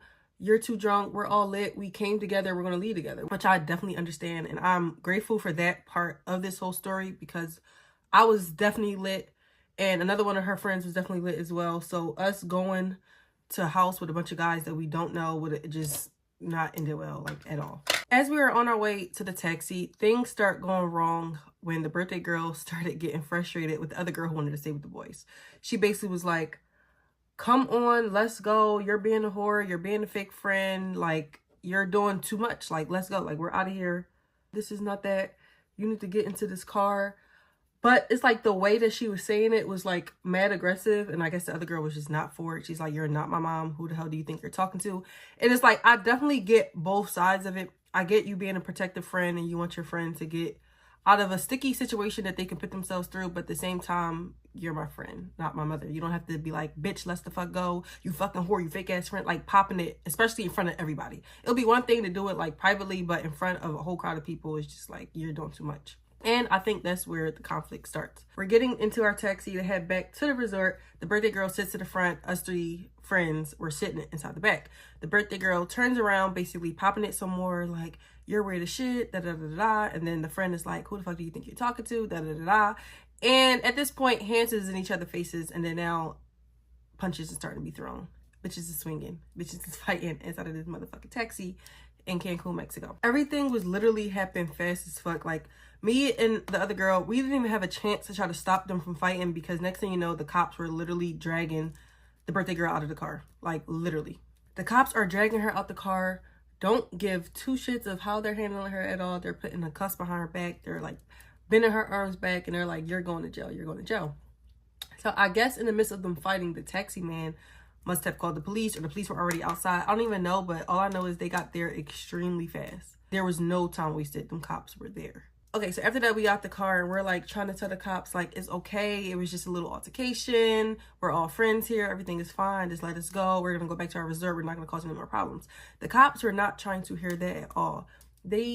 For one, I honestly don't even think that they even understood what we were even saying to begin with, which was the main issue, because we're like screaming and yelling and panicking. And to them, not speaking any English, they probably thought like we were being mad aggressive and trying to like hurt them, which is, now that I go back and think about it, I think that's why they reacted the way that they reacted, because they just didn't know what we were saying. You just see a bunch of angry black women going all like this in your face and you don't even know what we're saying. But so after that, the friend that she was fighting basically felt as though it wasn't fair for just her to go to jail since they both were fighting. So she basically tells the cops, like, arrest me, take me with you, like literally, here's my wrist, lock me up too. So of course she gets locked up. Now I'm in full panic mode. Drunkenness is out the window, sober right up. And I'm like, oh my God, like what is going on? My friends are going to jail and we're in Mexico. What to do? Like, we're not in the US. We are literally in a whole different country and they're going to jail. So I'm like panicking. I'm like snapping at this point. I just see, before I went back into the cell, they had me, you know, take a little picture with the thing. This is like insane. Now at this point, it's just me and the third friend. Let's just say I'm the fourth friend. Me and the third friend, we're like full panic mode. She's basically telling me like, calm down, please. Like if you go to jail, then y'all three in jail. What am I going to do? I'm going to be left by myself. I'm not going to know what to do. And I'm going to be in full panic mode. Like, please calm down. Like, you have to calm down. So I'm like, okay, let me calm down for her. Us two and the guys who were trying to go to the Airbnb with us, they call us a taxi so we can like head to the police station. This is blinding as fuck. They called the taxi so we can head to the police station to try to bail them out and see like what's going on and to see what we can do. On the way to the police station, I'm on the phone with my mom. I'm basically like in panic mode. I'm like, Mom, they got arrested. We were having a good time. I'm on my way to the jail. My mom's like, what's going on? What's going on? What's going on? I'm like trying to tell her the story and I'm like full frantic. Everyone is like, you have to calm down. Just breathe. Everything's gonna be okay. We're gonna go to the jail. We're gonna bail them out and then we're just gonna go back to the resort and finish the rest of the trip like nothing ever happened. Okay, so we're pulling up to the police station and I'm like, hello, I'm trying to bail out my two Monena friends. Monena means like black girl, if you guys didn't know. I'm like, my two Americano Monena friends, they were here and they were arrested. Like, what can I do to bail them out? Da, da, da. It was two cops. They're like, it's like everything I said went through one ear and out the other. They're like, who you on the phone with? Because like, mind you, I'm still on the phone with my mom. Like, my phone's in my hand. I'm like talking like this. And they're like, who you on the phone with? And I'm like, why does that matter? I don't think you guys understanding me. I'm here for my two friends. I'm trying to bail them out. They're not listening to nothing I'm saying. They're just so concerned with who the hell I'm on the phone with, and they want to know their name and number. So I basically say, I'm not giving you the name and number. Like, why? What does that have to do with anything? Why would I tell you who I'm on the phone with? Why does that matter? I'm here to bail out my friends. Y'all tripping.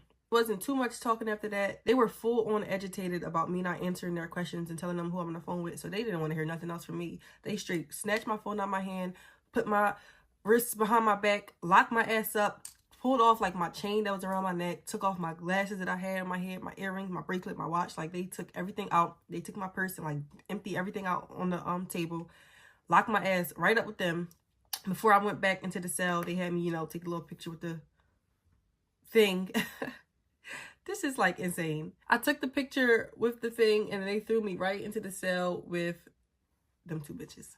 I'm livid at this point. Like, I can't believe what is happening. I cannot believe my eyes. I'm just like, this is ridiculous. And of course, them two still going back and forth arguing. I'm just like, wake up.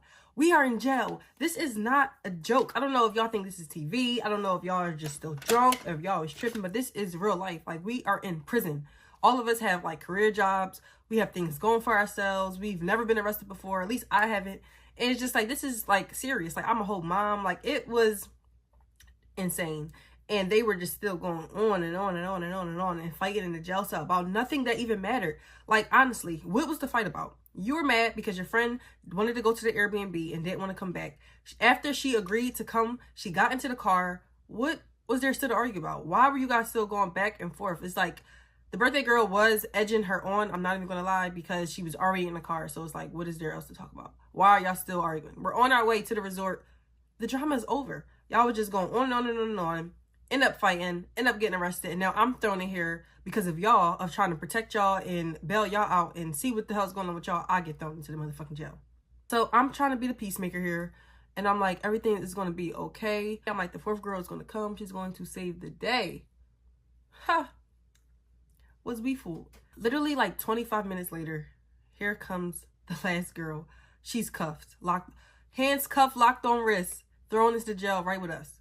So I'm like, why are you in here? Like, I'm sitting there thinking that you were coming in here to save the day and you were going to protect us and bail us out and this, that, and the third. How the hell are you arrested? She gets arrested because she was coming after me to see where I was at. And when she walked into the jail cell, she still had on her bathing suit from the pool party. And they basically say, you can't come dressed like this in a police station. So boom, you're going to jail. So now, I'm not going to lie. At this point, I'm starting to lose a little bit of hope. I'm like, wow, like, this is real. All four of us are in jail at this point. Who's going to bail us out? We don't know anybody out here. We're literally in the middle of nowhere, literally. What are we going to do? They took our phones. We can't call anybody. Sometime later, maybe like an hour or so, I see one of the guys from the pool party. He was talking to the judge and other, you know, cops and stuff that was there. So I'm like, yes, I'm telling him, I'm like, please, please, please, bail me out. Like, I'm between the bars. I'm like, bail me out, please. So he's like, calm down, calm down. It's like, I got you. They shut the door. Literally, kid you not, 10 minutes later, he's thrown in, locked up. So I'm like, how did you get locked up? Like, what the actual fuck? Like, this is fucking insane. The way that the jail was like set up, the girl cell was directly right next to the like boy cell, but there was like a brick wall in between it, so we can't really see, but we can hear them like loud and clear. So all you hear is him when he went in there. He's like, if y'all touch me, I'm gonna fuck y'all up. This ain't that, this ain't that. So I'm just like, this is like insane. I'm asking him like, how did he get arrested? He's like, I don't know. I came in here to try to get y'all out and they locked me up. Now at this point, I'm like low-key losing hope. I'm like, yo, we're really about to go to jail. We're about to get processed and really like jumpsuits and all. We're going to jail, and then we're all the way in Mexico. I don't know their rules here. I don't know like how long we have to sit. Like, I was in full panic mode. Like, in my head though, like, I was definitely very more of the stronger ones of the four when we were in there, but in my head, I'm not gonna lie, your girl was panicking. So y'all, luckily before he came in to try to save us, he called his friends, some of them that were back at the Airbnb, I guess, that didn't come to the pool party. So they were already on their way, but in my head, I'm not gonna lie, your girl was panicking. So y'all, luckily before he came in to try to save us, he called his friends, some of them that were back at the Airbnb, I guess, that didn't come to the pool party. So they were already on their way. They were already on their way to the jail. Thank God, y'all. Like, thank God. They were already on their way to the jail to save the day because he called them, I guess, before he, you know, came in there to try to save us. smartest thing he ever did. Other friends, they pull up. One of them knew like fluent Spanish, which was like, thank God he knew fluent Spanish. So he was talking to the judge, talking to the other cops, basically trying to convince them of what's going on. And just to convince them to let him bail out his friend and to let me bail myself out. He did his work, he did his magic, and that is exactly what happened. So I'm finally free. I'm bailed out. I'm like, okay, now it's time to get them out. Like, I need to go to an ATM to get some cash because it was cash only, no cards. So I'm like, oh my God. So I had to go to an ATM. Finally found one that was like down the street somewhere. Found an ATM, went back one by one, I bail them out. At this point, we are all bailed out. We go back to the resort. Everything, as you can assume, is just super awkward and quiet. We go right to bed. It wasn't really too much of no talking. The birthday girl really didn't have anything to say. Her two friends were very thankful of me bailing them out. They were very thankful that I didn't just like leave them for dead. They were appreciative. We wake up the next day. I'm thinking it's a whole new day, fresh day. I think we still had like 2 to 3 days left of the trip at this point, and we had things that are already pre-booked and pre-planned, pre-paid for. We had like a yacht boat party that was already pre-booked, and we also had spas that were booked as well. So we go to brunch. Things are definitely like awkward. Like it's kind of like quiet, kind of weird. The birthday girl basically was just like, I really don't even have an appetite. I'm going back to the room. That was us 3 of her friends all at the table. Again, we were here for her because she was the birthday girl. We're her friends, so like we don't really know each other that well. We're not all, you know, the best of friends or really know each other like that. So, you know, it still wasn't awkward. We were just talking, and so I just said, so I'm like, so are we still going to like the boat party? Because time is ticking. It's starting to, you know, be that time, and we got massages later tonight. What's going on? Like, what's the move? Both of the other girls are basically like, I'm down for it. Like, it's already paid for, everything. Like, I'm over yesterday. That was yesterday. Today's a whole new day. We still have 2 days out here. We still have, like, things to do. Why waste our money and why make the rest of the trip miserable when we can just forget about everything that happened and just still continue to have fun? Both of the girls were down for it. I was down for it. So that makes 3 out of 4 of us who were still willing to go and continue on with the activities of the trip. And the birthday girl was basically like not having it. She didn't want to do anything. So basically, I text her and I'm just like, hey, us 3, we still want to go on with the activities. I know that you're not really feeling it, but I don't think that that's really fair since we've already paid. Mind you, she was the one who booked it. Like, we sent our money to her. She booked everything.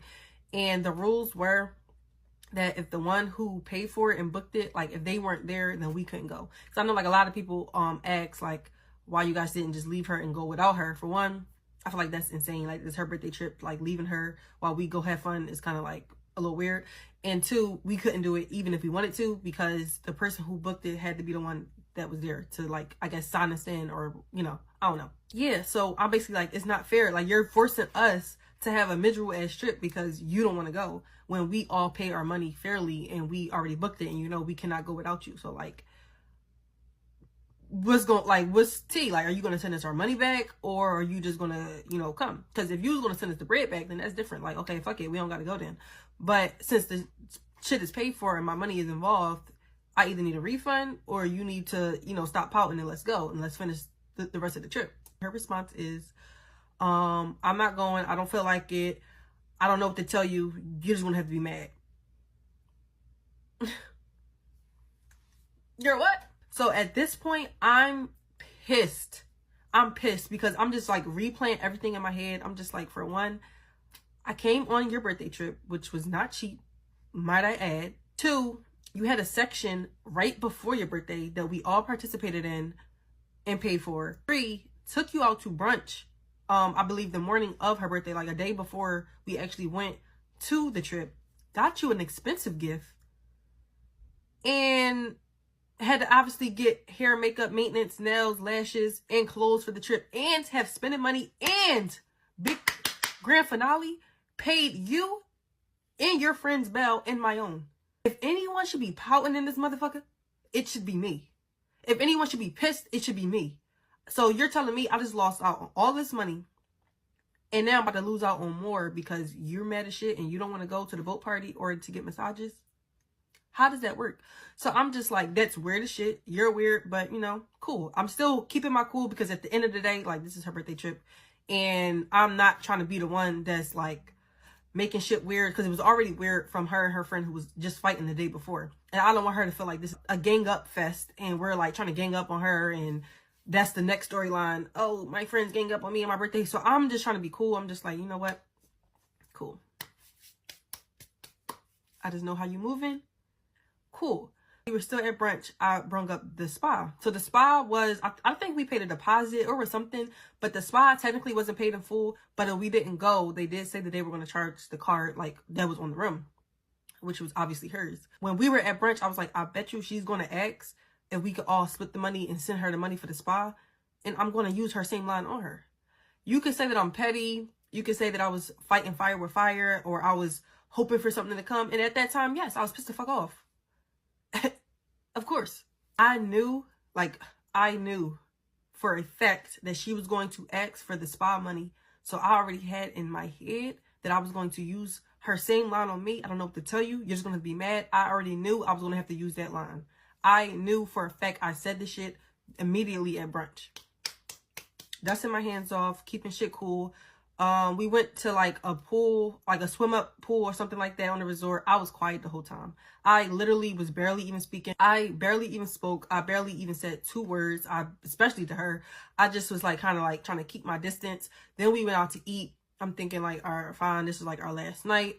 Let's just, you know, have fun. I told the girl that she was fighting to come. She was basically done with us at this point. She just completely like started doing her own thing. She's like, I'm just done with these bitches. Like, I'm doing my own fucking thing.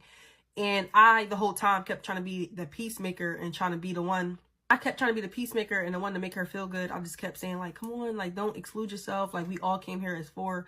Let's keep it as 4. This is not high school. I'm not with the high school petty shit. Just because you fought her and y'all having y'all little beef, I'm not about to act weird towards this girl. That's weird to me, especially because if y'all end up making up and now I'm acting weird towards her, that's just weird. And that has been done to me before, so I'm just not that girl. I think that that's weird. I think that that's mean girl energy, and I was just not for this shit like at all. I just kept trying to be the peacemaker and telling the girl like, come on, like, come with us, whatever, and she just wasn't having it. She was just saying like she felt super uncomfortable and she just didn't feel welcome anymore in the group, in the girls trip. And I didn't blame her, because neither did I. After that slick ass comment that she said at brunch, I just didn't even give a fuck about the trip no more. Honestly, we got to eat still the whole time. She's on the phone telling everybody the story over and over and over and over and over again back at home. I guess because she was hurt about it. And then me and the other friend are just like, why do we even come? Why do we even come? I'm about to go with the other shorty. Because she was having a time of her fucking life on her story. She was at the bar. She was dancing. She was meeting new people. I'm like, why are we here just still having this negative ass energy? And just like, I don't know. It just was not given. Let me turn these curls on. It just was not given. The energy was just off. I was not feeling it at all. After that, it was time to start packing because we were leaving the very next morning to go back home. And I'm just like, thank God, I cannot wait for this trip to be over with. It's like stressful. This is not even fun anymore. It's just so much drama and it's just so much bullshit. The next day, we pack up our stuff. Everything is super awkward. Everyone is quiet. Everyone is just like, at this point, you could just tell everybody is just like, let's go the fuck home. Like, I never wanted to go home from a trip so bad in my life. Next morning is checkout time. You know, when you have to go to the front, you have to, you know, give your keys back and pay any additional fees that you might owe. Of course, didn't I tell y'all? Didn't I say in the beginning what she was going to say? So we're checking out. We're standing there. I think we have wristbands. I probably like cut off my band. We're waiting for the, like, you know, the rules to check out. We're asking them, like, can we get a bus or like a van to take us to the airport? You know, asking questions that you would ask at checkout. The guy says, yeah, you guys have a total of such and such balance and cents. We're going to charge it on the card that's on file. So, of course, she turns around, because at this point, we're standing around the lobby. She's sitting. She turns around like, can y'all all send me X, Y, and Z for the spa, since we all agree that we're going to split it and I don't have to be the one that... First of all, let's go back. She was really talking to me and her other friend. The one that she fought, she didn't ask her a damn thing. Asking us if we can split it, the spa fee with her. So I tell her, I said, I'm not doing it. She was like, excuse me? I said, I'm not doing it. I'm not paying you anything. She was like, I know you fucking lying, or some shit like that. And I'm just like, I don't know what to tell you. You're just gonna have to be mad. Her same exact lines. No less, no more, no nothing. I don't know what to tell you. you're just gonna have to be mad. Y'all, that was the icing on the motherfucking cake. Shawty was pissed. She was pissed the fuck off. I honestly didn't think that she was going to be as pissed. I thought she was just going to dust it off her hands because you literally just said the same shit to me 2 days ago. So I just thought, like, of course she was maybe going to have an attitude. I didn't think she was going to be as pissed as she was. How you going to be pissed because I used the same line that you used on me, babe? That don't make no sense. So she was pissed. She starts snapping. She's like, you're a weird ass bitch. Fuck you. We're done. You're done too. You're done too. All y'all bitches is weird as shit. Da-da-da. She's like snapping. We're walking towards the lobby exit so we can get onto our van to go to the airport. And she's like, y'all weird as fuck. And fuck you. And I can't believe you did this out of all people. You and you, like, just snapping at me. You're so damn shocked. I'm confused of how you're so confused. I'm confused that you're confused. She's just snapping and snapping such like she's loud. She's making a whole scene once again, just like a Coco Bongo, making a whole scene. I'm not going back to jail. So I told her, I'm like, stop talking to me. Stop yelling in my face. Just leave me alone. You already said it's F me and you said we not friends no more. What is there more to say? Go about your business. I'm going to go about mine. There's nothing more to say. I already heard you loud and clear. We're not friends. You've made that already clear the day before when you said that slick ass comment. It's clear that we're not friends no more. So why are you so hostile? Just let it go. It's over with. So I'm just like, argue with yourself, scream at yourself, stop talking to me because I'm not going back to jail. And if you go back to jail, you're going to be left there because I swear to God, I'm not bailing you out again. Mind you, I got no thank you or no appreciation for even bailing this bitch out to begin with. That's number one. So let's add that in. Then you said the slick comment and then you got the nerve to try to be going off on me because I used your line on you. I gave you on taste of your home medicine and she hated it. So basically we're heading to the airport. She calls herself trying to like leave us at customs. You know when you have like a fast pass to go through customs because customs is always like a long ass line. She like takes us off the list or something so we can like wait in the line. And I'm just like, girl, you're not hurting nobody. Like you're making yourself look like a joke at this point. You're not hurting me. I don't give a fuck. I've never even had that fast pass shit because I never gave a fuck about it. So you're not hurting me. If anything, you're hurting your friend because, oh, I forgot some key information. She already fought friend number one. They fought at the pool party. She curses me out because I used her on her. Third friend broke her phone like around like day one of the trip. So she didn't even have a phone like the entire week. And like something was going on with her card. Card was not working, so she didn't even really have even the money to even do certain things. Like she basically was like just want to pay us back or cash up us back later, which is fine. You're not hurting me because I don't give a fuck. You're not hurting your other friend that you fought because she's already done with you. If anything, you're hurting your third friend because she doesn't have a phone and you know she don't got no card and you're so busy hating us, you're not even realizing that you're like treating your other friend like shit as well. Now the other friend is on that because it's like, bitch, you're weird as shit. Like I see how you're moving with your friends and how you treating them and just how you treating me is not given. Like you're really a weird ass bitch. You're really just a weird friend. Like you're treating your friends like absolute shit. Literally. And we came here for you, mama. By the time the plane landed back home, we get home, I'm blocked on everything. We were actually next door neighbors, so she basically told me to give her key back. You're not hurting me. You're losing a good friend, not me. How you are acting like a damn pit bull and acting crazy. I'm not losing out on the damn thing. I can tell you that now. You're losing out on me, so you're doing all of this thinking it's gonna hurt my feelings and I'm gonna be crying my eyes out. Is insane. I'm glad. One less problem I need to worry about, y'all. So that is that. If y'all want to know what happened after that, let me know. But to see the full detailed video of this crazy ass story time, go ahead and subscribe to my YouTube channel because we're gonna get into the tea. My first girls trip should have been my last girls trip. So on my first girls trip, I went to, should I say where I went? I went to Vegas and I went with one of my sisters, one of my cousins, one of my, well, I named her friend in the last story time. And then we also went with one other girl and the girl whose birthday it was. So the girl whose birthday we're gonna go ahead and call her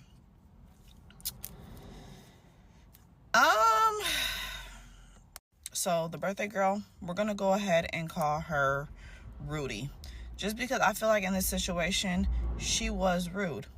The girl she brought we're going to call her Mean, because she was mean. I mean, I was going to call her Attitude, but let's just call her Mean. Okay. So at this time, I was in my prime. Like, I was super young, but I was very, very, very turned and very excited to go on this trip.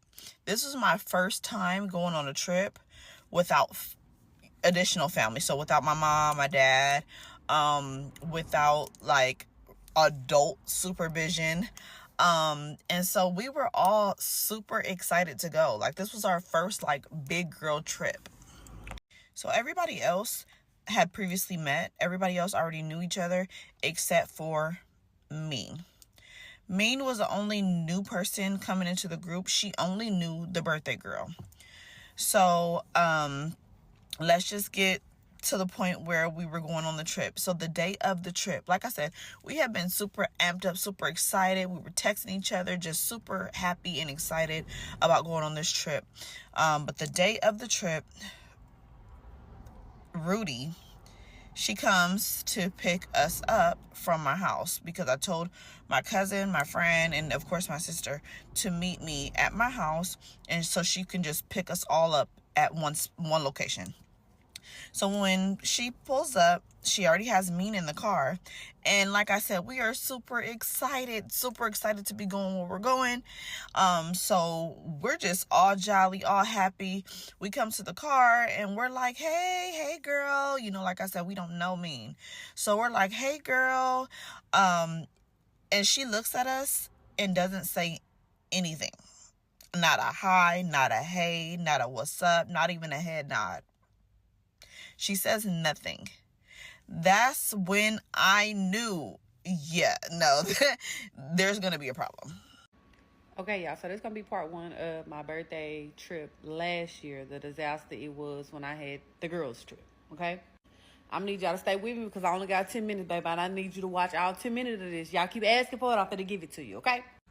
Okay, so let me give a little bit of backstory, okay? I have a bougie friend, I have a down for whatever friend, I have a reserved friend, and then I have one that's just bipolar, okay? Yeah.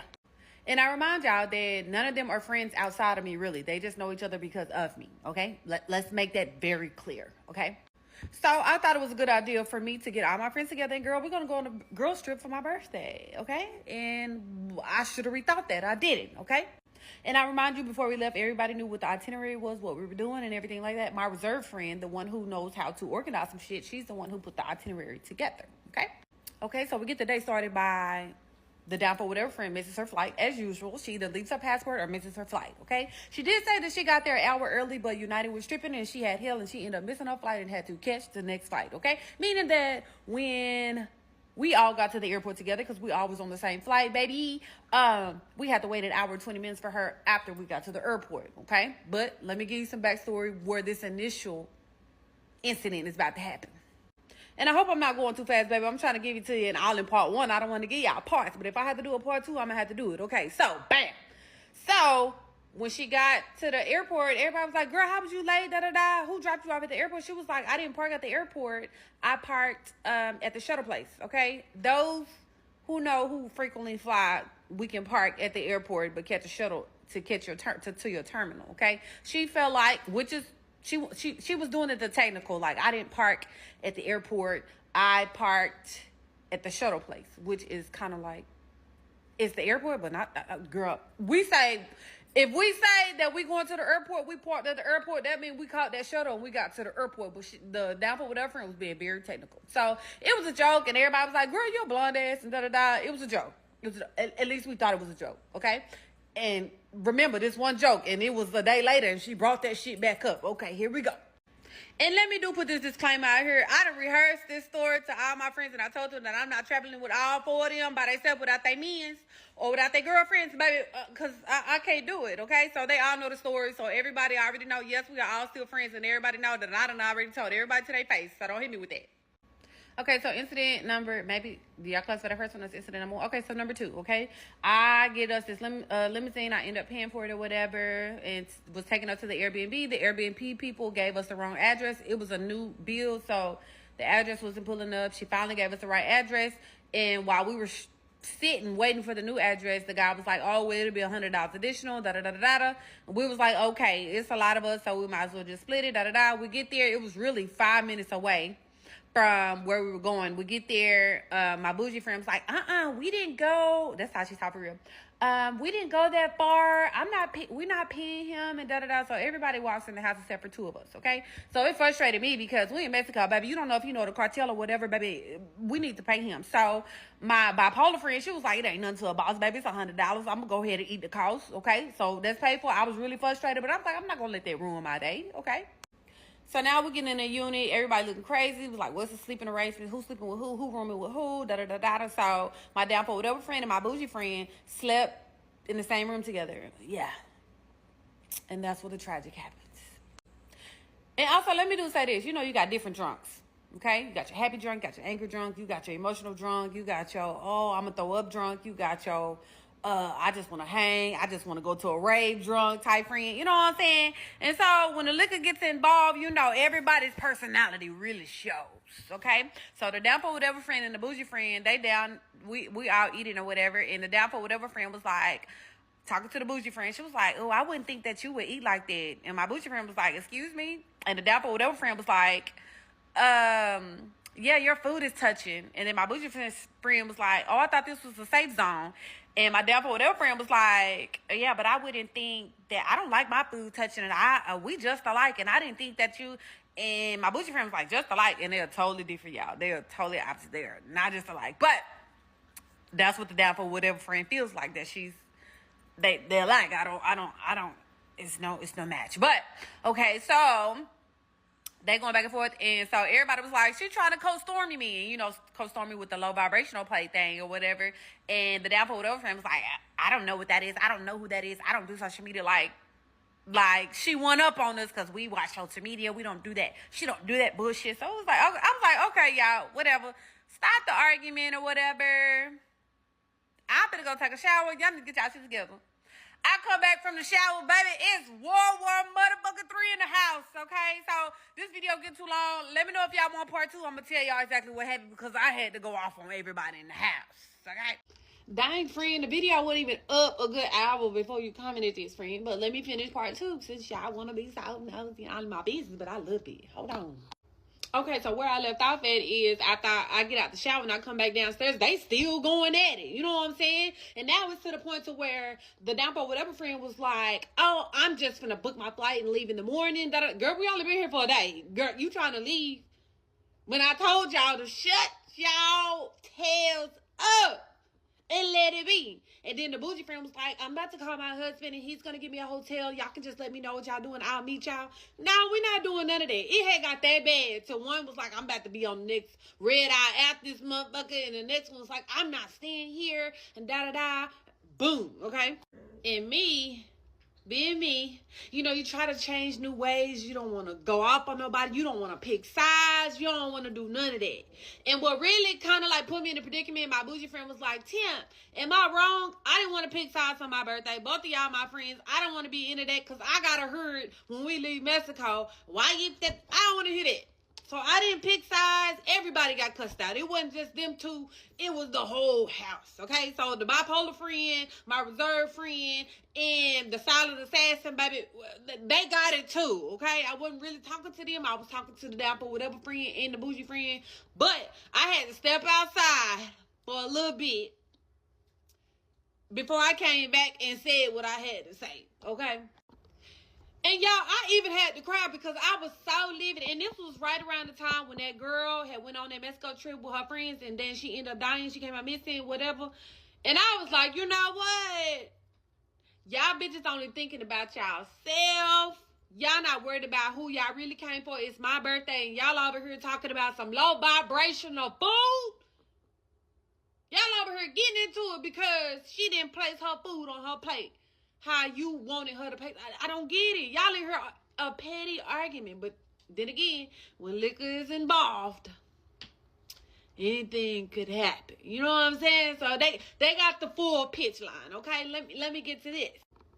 So now both of them give the little fake ass apology or whatever. I'm sorry, I apologize, but they did not room together The downfall whatever friend ended up sleeping on the couch, and the bougie friend slept in the room. Okay, so we everybody get dressed, we get our day started. Now it's my job to put. It's so many of us, so we have to get 2 separate Ubers. So I'm trying to make sure the bougie friend and the downfall whatever friend is not in the same Uber. We don't want no issues, none of that. Okay, so I had to do that for the rest of the trip, so it won't be no more mishaps. Okay.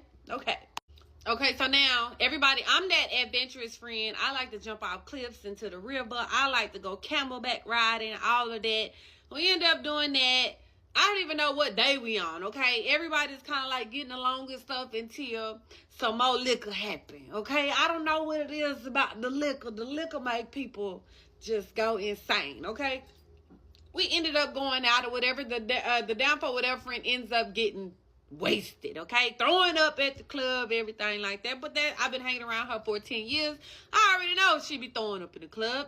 So the reserve friend, well, she already be chilling anyway. She's so quiet, and she be like, I ain't really got to be out, baby. I will take her back to the room. So they end up catching her Airbnb back to the room, okay?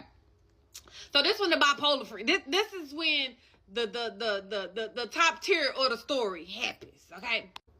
And let me do say this, the bougie friend, she knows how to have a good time. She knows how to have fun, baby. She can handle liquor. Like, this is what she does. Her and her husband, they're partiers, okay? I can't keep up, to be honest, so I know my limits, okay? And I already was frustrated from the weekend, so I know I wasn't going to get turned, okay? Because I needed to be on all P's and Q's in case something pop off, okay?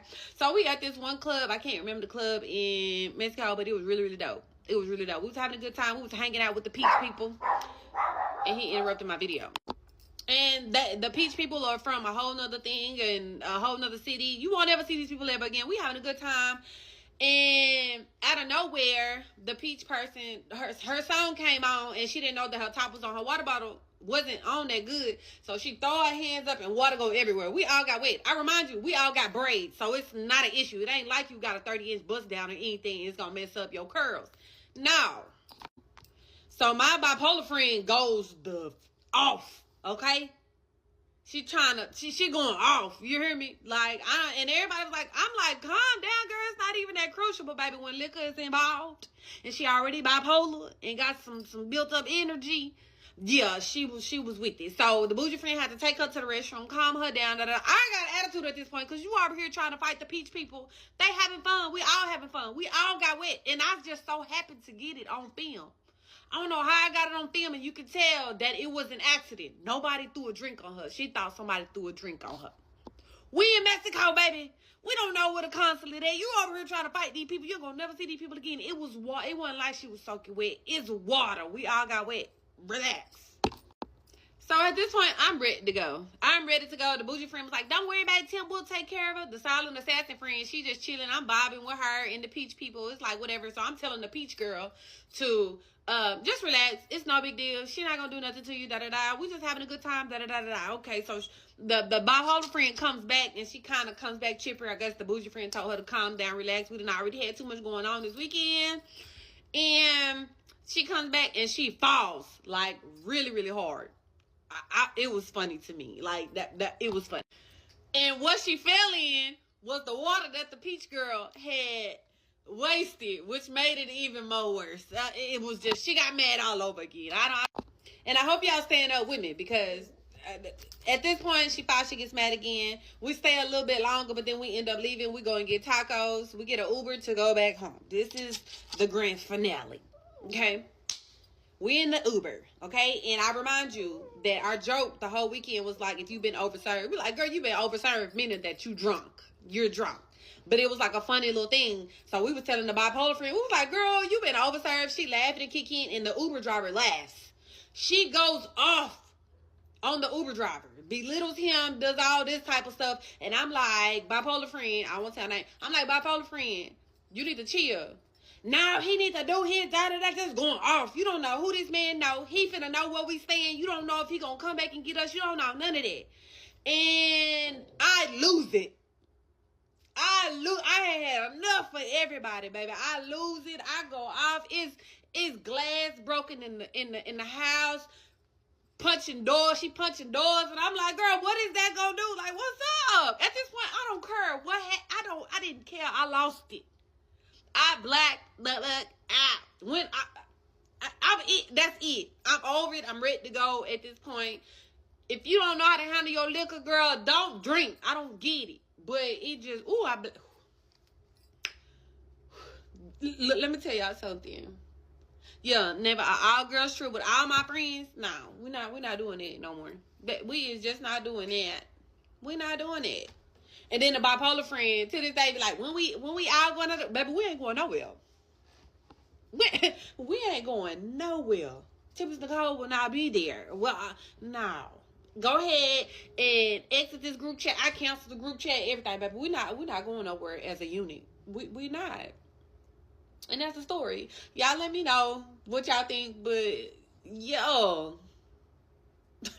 No.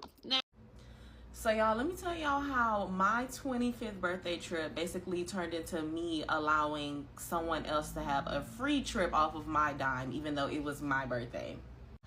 So every year I just tell myself that I want to take a trip for my birthday, and then the year before last it was my 25th birthday, so I'm like, yeah, definitely have to take a really nice trip.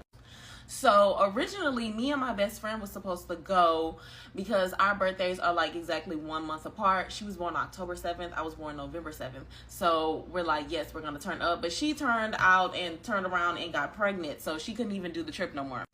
So me, I'm like, well, I already want to go. We didn't even know where we were going at the time. So I just asked around, asked my cousins, my family, my friends, you know, who wants to come on the 25th birthday trip for me, you know? Yeah, but of course, none of my friends could come or wanted to come. I don't know. I know everybody got their own lives going on, so I don't really be too mad when people can't come to my birthday trips, because most of the time it's usually only me and one other girl anyway. But it's like the way that the trip turned out and the way that I ended up having to pay for the entire thing, I could have brought whoever the hell I wanted to bring. Like, the girl that I went with because she was the only one who was like, yeah, I can go. I can financially go. So for the longest we were trying to figure out where we even going to go. We just knew that we wanted to take a trip. So we ended up deciding on Costa Rica because really Costa Rica was the cheapest. So my birthday is November 7th and we ended up taking the trip like the last week of October. But y'all, why the first week of October, the girl that I went with, she texted me and was like, can we push the trip back 2 weeks? And I'm like, girl, it's a week before the trip. What the hell do you mean, can we push it back 2 weeks, you know?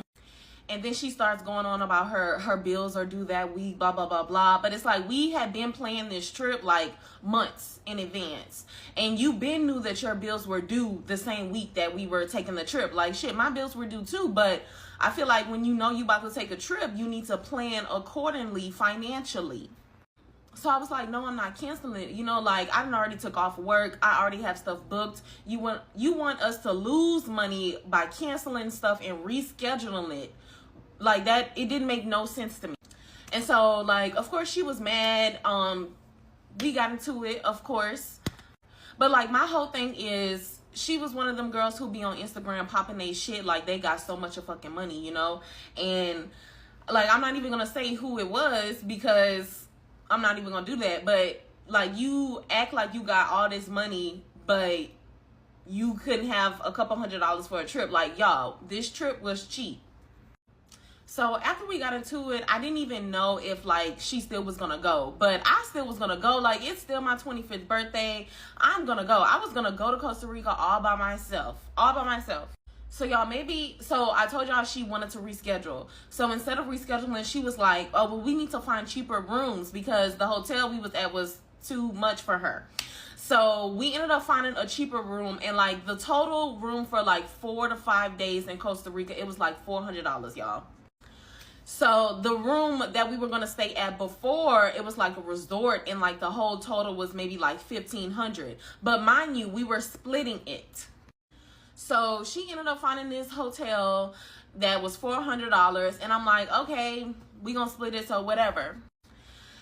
So, and then also me, I like to have excursions and stuff booked prior to getting there. So I had excursions and stuff booked, and I was telling her, you know, like the cost, how much it is, you know, how much you need to send me. But I'm not the type to wait on somebody. Like, I'm going to just go ahead and book it, and then, you know, you send me your funds whenever you get time to send it. Y'all, and this girl was like 4 or 5 years older than me. So I'm like, how you letting my young ass basically give you a free trip for my birthday, and you couldn't even offer to buy me a fucking drink? Like, even when we went out to the club and was out to eat, she didn't even offer like, girl, let me buy your meal or something, like, since it's your birthday and you done bought this whole damn trip. So y'all, this is part 2 of my horrible birthday trip experience. So I was already mad that she made me downgrade the hotel room. Like, she made me pick just some random ass hotel room that was only $400. But mind you, like, Costa Rica is cheap. So the hotel still wasn't a bad hotel. It just wasn't like luxury, you know, the way that I was going for. And so, like I said, we had got into it. So it's like, I understand you have bills and everything. Everybody has bills. But my whole thing is, why wait the week before to try to say that you can't do it, or you need to push it back? And then you want to push it back to basically the week that you get paid. So that makes me feel like, girl, you living paycheck to paycheck when you rocking designer and doing all this other type of shit. Like, how are you living paycheck to paycheck when you on Instagram like you a fucking millionaire, you know? So the day of the trip, I hadn't heard from her because, like I said, we had got into it, and I hadn't heard from her, and she had never sent me like her half of the room or her half of the excursions. So I'm thinking like, yeah, this girl really she must not be coming, you know. She must just gonna lose out on her flight, because really the flights were the most expensive things. They were probably like $500, maybe $500. So, and our flights were always at different times, because I was flying out of Baton Rouge and she was flying out of Houston. So my flight was early and her flight was later that evening. So I flew to Costa Rica in my mind thinking like, you might be here for like 4 days by yourself. And I was just, you know, getting mentally prepared to do this on my own. And I was just going to make the best of it. But later that night, she ended up texting me and saying, hey, I'm on the way to the airport, blah, blah, blah. And so, like, we hadn't talked. So I'm like, okay, you know, I'm not finna be a bitch. I'm finna enjoy this trip. Like, we're in a whole different country. We in Costa Rica. I'm not finna, you know, do all that. So she texts me, but in my mind, I'm still thinking like, this girl hasn't given me her half of the room. She hasn't given me her half of the excursions. So I was thinking, you know, like, where is she sleeping? Where is she staying at? Because she hasn't paid for nothing. And also, y'all, I got a rental car. I had told her all about that too. And y'all, like, the stuff was super cheap. So it wasn't even like I'm asking for a lot. Like, she probably owed me like $500 to $700 from her half of the room, her half of the rental car, and her half of all of the excursions that we did. So she shows up to Costa Rica, and I have a rental car, so she's expecting me to come pick her up. I feel like I could have been a bitch and be like, bitch, Uber, you know, because you ain't give me no money on this rental car. But I was like, no. I got up out of the bed late at night, and I went picked her up in Costa Rica, and that's it. Like, I didn't ask her for the money for the room. I didn't ask her for the money for the excursions, because first of all, she was like 4 to 5 years older than me. And I'm just thinking, you know, a grown woman wouldn't come on this trip and not expect to give her half of the trip, you know? I'm thinking like, girl, you got on that plane because you was like, okay, I'm gonna give you the money for the trip. But y'all, that girl did not give me shit. That girl did not give me shit. But I was trying to keep my composure throughout the whole trip because I wanted to enjoy the trip. So I didn't ask her for any money. But I'm just thinking, you know, like, and at the end of the day, like, she was my family. So I was like, she gonna offer it to me. She gonna do something. It's like, that girl didn't do nothing. I really want to say she probably didn't even spend nothing on the whole fucking trip. Because with gas in the car, she never offered to pay. On the excursions, you know, the food be included. So it's not like she had to pay for any of the food. She didn't pay for the excursions. And then on the excursions, she was low-key complaining. So I'm just like, girl, you are literally on a free fucking trip. A free trip on my dime for my birthday, and you sending up on this excursion complaining because your Instagram don't have no service up in the mountains. That's your fucking problem. Like, you so caught up in Instagram, being fake on Instagram, you out of touch with real life. In real life, you couldn't give me any of the money for my trip. But y'all, moral of my story is, I done already told my friends, I'm not planning no more trips. Like, if y'all want to go on a trip with me, you book and I'll send you the money, because I learned my lesson. I will never book anything without getting that person's money first, because that girl who was my family literally showed up on my birthday trip, didn't give me a dime for it, and was complaining about it. She made me downgrade my hotel room because she was acting like, oh, if you downgrade, I'll be able to afford it. You made me downgrade and you couldn't even give me the measly $200 for the room. So it's like, girl, I could have still had my nice room. Then she didn't tell me that she ended up switching her flight. So she ended up leaving a day before me. So y'all know excursions be like 8 hours, 8-hour excursions. So we was up in the mountains all day. So we come back down and she has a flight to catch for 11 p.m. And I'm like tired as hell. I took my shower. I'm in the bed. I'm thinking, you know, like, this girl is at least gonna catch an Uber to airport. She's not about to make me get up out of the bed and bring her to the airport for her to catch her flight, even though she didn't even tell me she was leaving a day earlier. No, of course, she was sitting up looking at me like, okay, well, I'm ready to go. I'm like, girl, like, y'all don't understand how hard it was for me to not go off on her. But I literally was like, I'm not gonna go off. This is just a lesson learned. Never again. But then it's just like so crazy how she was older than me, and how she be on Instagram like she got all this money in the world. But it's like, you couldn't even give your little younger family member money for her birthday trip. Like, if I would have known that trip would have been completely on my dime, I would have invited anybody. I would have invited a friend that I actually would have had a good time with, you know, if I was gonna be paying for the whole thing, because I paid for the whole thing. But that was not my intention. I didn't mean to do that. I really thought that the girl was gonna give me her half of the money whenever she got there. I didn't want to be like, yeah, girl, so where my money at, you know? I was like, okay, we grown adults. If you know that you haven't paid your half for the trip, why do I have to beg you for it? But yeah, never again, you know. Like I said, if somebody want to go on a trip with me, y'all do the planning and I'll send my coins, because I'm never going through that stress again. And then, y'all, it's crazy because she turned right around. I guess I didn't learn my lesson, but we was going to go do a spring break trip. And I guess I didn't learn my lesson. So she turned right around and did the whole shit again for spring break. And we really ended up falling out over $60, y'all, because she didn't want to send me her $60 for the Airbnb for spring break. And it's like, all I'm gonna say is, them girls on social media who act like they got it, who wear designer from head to toe, they ain't really got it like that, y'all. They ain't really got it. They live in paycheck to motherfucking paycheck. I cannot move my right leg. My hand is numb. My best friend is in ICU with no feeling, chest and below. My other friend, she walked out just fine, but with a lot of soreness in her neck and her shoulders.